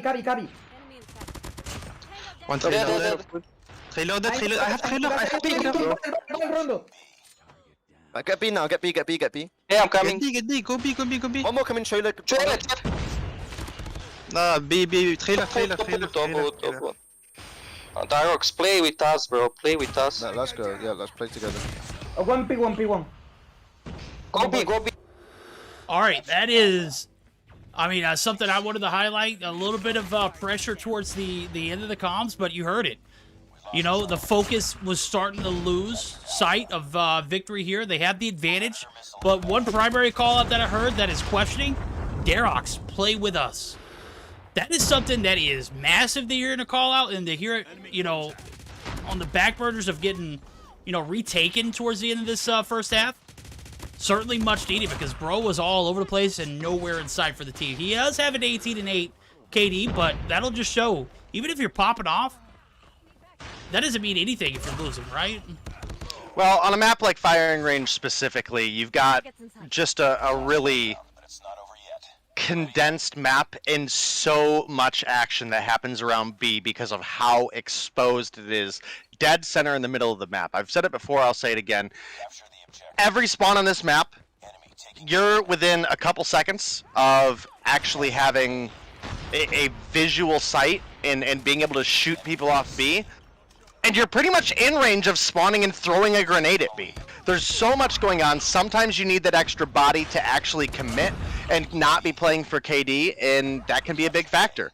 Results in only a 7-point lead for the side of Anarchy going into the second half. And with the C cap coming through a little bit quicker than the A cap, it's actually only going to be a 6-point lead. This is totally a game that is able to have a comeback for the side of FN 420. You can see a little bit of B progress was going there, but it starts getting cleared out and now swings a little bit in favor of Anarchy, but just not a whole lot. And now you can see the A cap does come through for the side of FN 420. They hold the C and the A.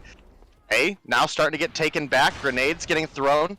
Might have Veer able to stop the progression here. Takes down Patron, and the CA remains in their favor. Takes down Nev as well for a 2-piece. Does get Qlash, takes an opportunity to dip down and reload. Pushes on up, does fall to Patron, but that was a long time that Veer was able to hold down A, and because there was no caps for the side of Anarchy, it's now a 7-point lead for the side of FN 420. Yo, Veer might have done a great job of holding down that A site, but C was only held because Fates magically spawns right beside container. Obviously, his life being able to, you know, keep that spawn site because he's got the C site. Veer did a great job of holding down the fort on A, and they split the decision. Right now, the AC cap is going to come back in. They're looking for a potential triple. The Grav Vortex comes through for Fates. He's popping off. Gets another, but he's going to drop. Darrock's going to be traded. The A cap still going to be split. Patrol going to pull out a Predator. Only finds one. Not a lot of value. The Purifier comes out from Rondo. Nobody in sight. A, B. Still no cap coming through for Anarchy. They are stuck without a flag.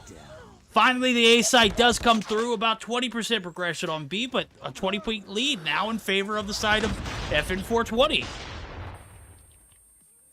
Well, do finally get the A back for the side of Anarchy, but you know, it might be a little too late. We'll have to see what they're able to pull through with the second half of this game, because as close as this is, you've got to start wondering. You know, we're not just worried about triple cap at this point. We have to be worried about time expiring. You can see the B progress is coming through, but Veer and Mare going to be there to take that down. And now, once again, the CA goes back to FN 420, who have themselves a 20-point lead with only 2 minutes left to go. You can now see they're pushing out up towards B. They take down Darrox. This B progress getting taken down. Onur going to find one. Rondo finds one of his own as well.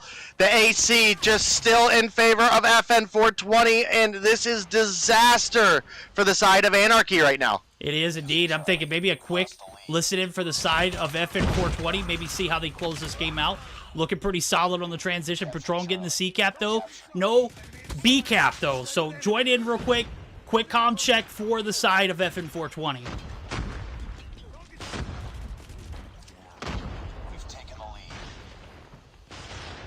One of B. Be that. Turn up, push out. Keep it. Take over A. 1-8, guys. 1-8. Too low. One wood. Guys, push the flags. Look, they're almost like If you can see, it's fine. Go to boot. Just don't let them get chipped. Just don't let them get chipped. Too low. Oh, wood. See that? I'm going for B. They're like flanking the wood. They're like flanking wood. Low. We need to cap. Come on. No, we're gonna win off time. Just don't leave it. Just don't lose A. Hey, clear. One is trailer. Go B. I'm pushing bomb tower. Nice. That. We can cap. Really clear. Smoking top 10. Burrow. No one trailer. Warranty. I've got your wood. I'm holding your wood. Too low. I got B. Hey, top team.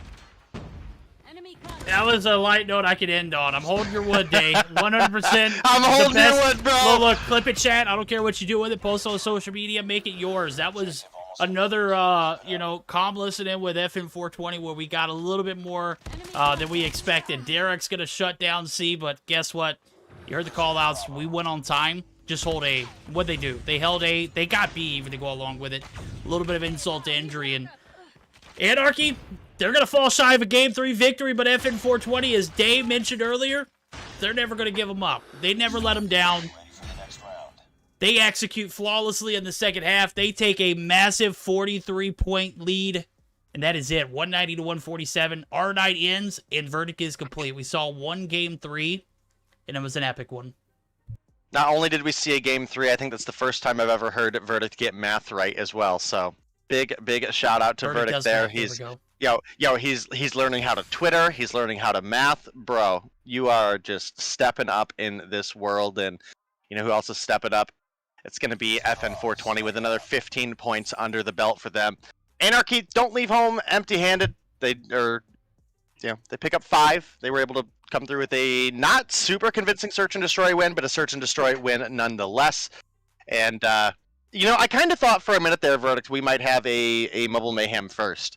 I was looking at the clock. I'm like, dude, there's 40 seconds left, and we haven't had a single B cap. Yeah, I mean, on a firing range map, it's possible, but it's possible. We've never seen it. We've never seen a no B cap second half, and I was ready for it, man. I was like, let's go, mobile mayhem first. I was a little disappointed when they captured B, to be honest. You know with what? I'm looking at the scorecard. It wasn't a pretty win. You can see it. How many kills are they lacking? There's only one person positive, and he's +5. That's Faints. I don't know what the rest of the, the flip side looks like, but because one dropped out. Who was that dropped out? That would be, let's see, we've got Rondo, Patron, Nev, Derox. So that would be Onur. Oh, Nur. Okay. Well, I mean, it certainly didn't look pretty for FN420, but a win's a win, Two things that we learned today. A win is a win regardless. Doesn't matter if it's an inch or a mile. And family. Don't turn your back on family. Right now, FN420, they don't turn their backs. They pick up a Game 3 win, a solid performance, even though they probably got outslayed. They 100% got outslayed. I'm looking at -6, -7, -9. But a lot of PTFOing in the FN420 fam. So a lot of wood holding, obviously. So convincing win in this the domination, a convincing hardpoint win. FN420, they get the win for the day. They get the 2-1. They get the 15 points. And if you're just now joining us, we're done. That's it. That is all the series we got for the day. A lot of energy coming in this last series, and I'm glad we ended the night on a high note. So solid best of 3 there. So absolutely beast of a day. As I say that, Day does disconnect his camera. Yep. Okay, he's done. Guys, you heard it there. I actually didn't mean to. I closed Chrome and I have OBS Ninja went with it. Yeah. I don't use Chrome. It uses too much CPU. Yeah. Well, I mean, I actually went to minimize Discord and I just went a little too high into the corner and. Well, we did end on a high note, so going a little too high is okay. All right. Well, great stream. Big shout out to all the teams for coming through with a great performance and everybody having full teams, full rosters. Thank you. Thank you. There we go. Yeah. No forfeits, no 4v5s, no none of that. EU looking good. Back to being wholesome. I'm taking it. And I think OBS might have crashed. No, it didn't. Okay, we're chilling. All right, Woman 7 not found. If we're recapping today, just the results. 2-0 win for Woman 7 not found. They found big victories over Qlash. Nova Esports delivering the blow that might have single-handedly put Omniscient out of a top 6 slot. Illuminati EU bite the dust to Animus. Animus come through with a high energy, 2-0 fashion. Anarchy falls shy. FN420, they win those. 2-1 as we're taking a look at the standings as well. Kind of give you guys some perspective, guys and gals. You can see it right here. Sitting pretty in top 2 seeds. I don't think this is going to change, Day. And it could. if Animus completely sell for the remainder of the 2 days we have left. I don't think that's a possibility, though. 117 not found right there in the third slot with 85, as well as FN420. They pick up those 15. They're sitting 100% confirmed for a playoff spot. Anarchy still sitting there with 80. They're going to fall to the 5th seed. Illuminati on the brink of what could be the best run towards the end of a season. Obviously, we've seen them progress, just not enough to play against or beat a Animus squad. Today, they just showed up and showed out, though, so Animus will give them credit where credit is due. Omni and Elysium, 2 qualifier teams who are probably not going to make it for the playoffs, but we'll keep their schedule in mind. But that is going to do it for tonight, guys. I want to stop and thank everyone who came through. You guys show up on a regular basis, and I appreciate you. To the players, you guys are cracked. Love you. When you put up games like this and series like this and show up, and as Dave mentioned, we saw 5v5s. This is what I love about EU when the competition is, when the competition is in 100% participation, the games are absolutely a delight to cast. So, want to give a huge shout out to you guys. Make sure, if you're not following Day, make sure you follow Day, because he's in lurker mode, so I don't know if you can see him in chat. But someone tag him for me so that way you can follow him. You could catch the action from Mobile Mayhem North America tonight. Huge shout out to Robot and Ghoulhead for what little he did. Big shout out to Ronan as well. Also, guys, I don't know if you saw it on Twitter, but Imperium 2 days ago did lose his mother. There was a post on Twitter. He lost her 2 days ago. She was, fighting through a treacherous situation and didn't come out on top. So make sure you keep Imperium in your mind, and make sure you go show him some love on Twitter, because he's one of the family. You know, we say we don't turn our backs on family. Imperium's not here this season because of that. So my heart is felt for him. I know Days is as well. And make sure you go make him feel a little better on Twitter. Obviously, he's dealing with a lot, and just want him to let him know that we're with him. So huge shout out to Imperium, man. I know you got a lot on your plate, bro, but we miss you. All right. That is going to be it. We're going to get geared up for a raid, guys. Don't go anywhere. Mobile Mayhem EU over NA for tonight, though. So we'll see you then.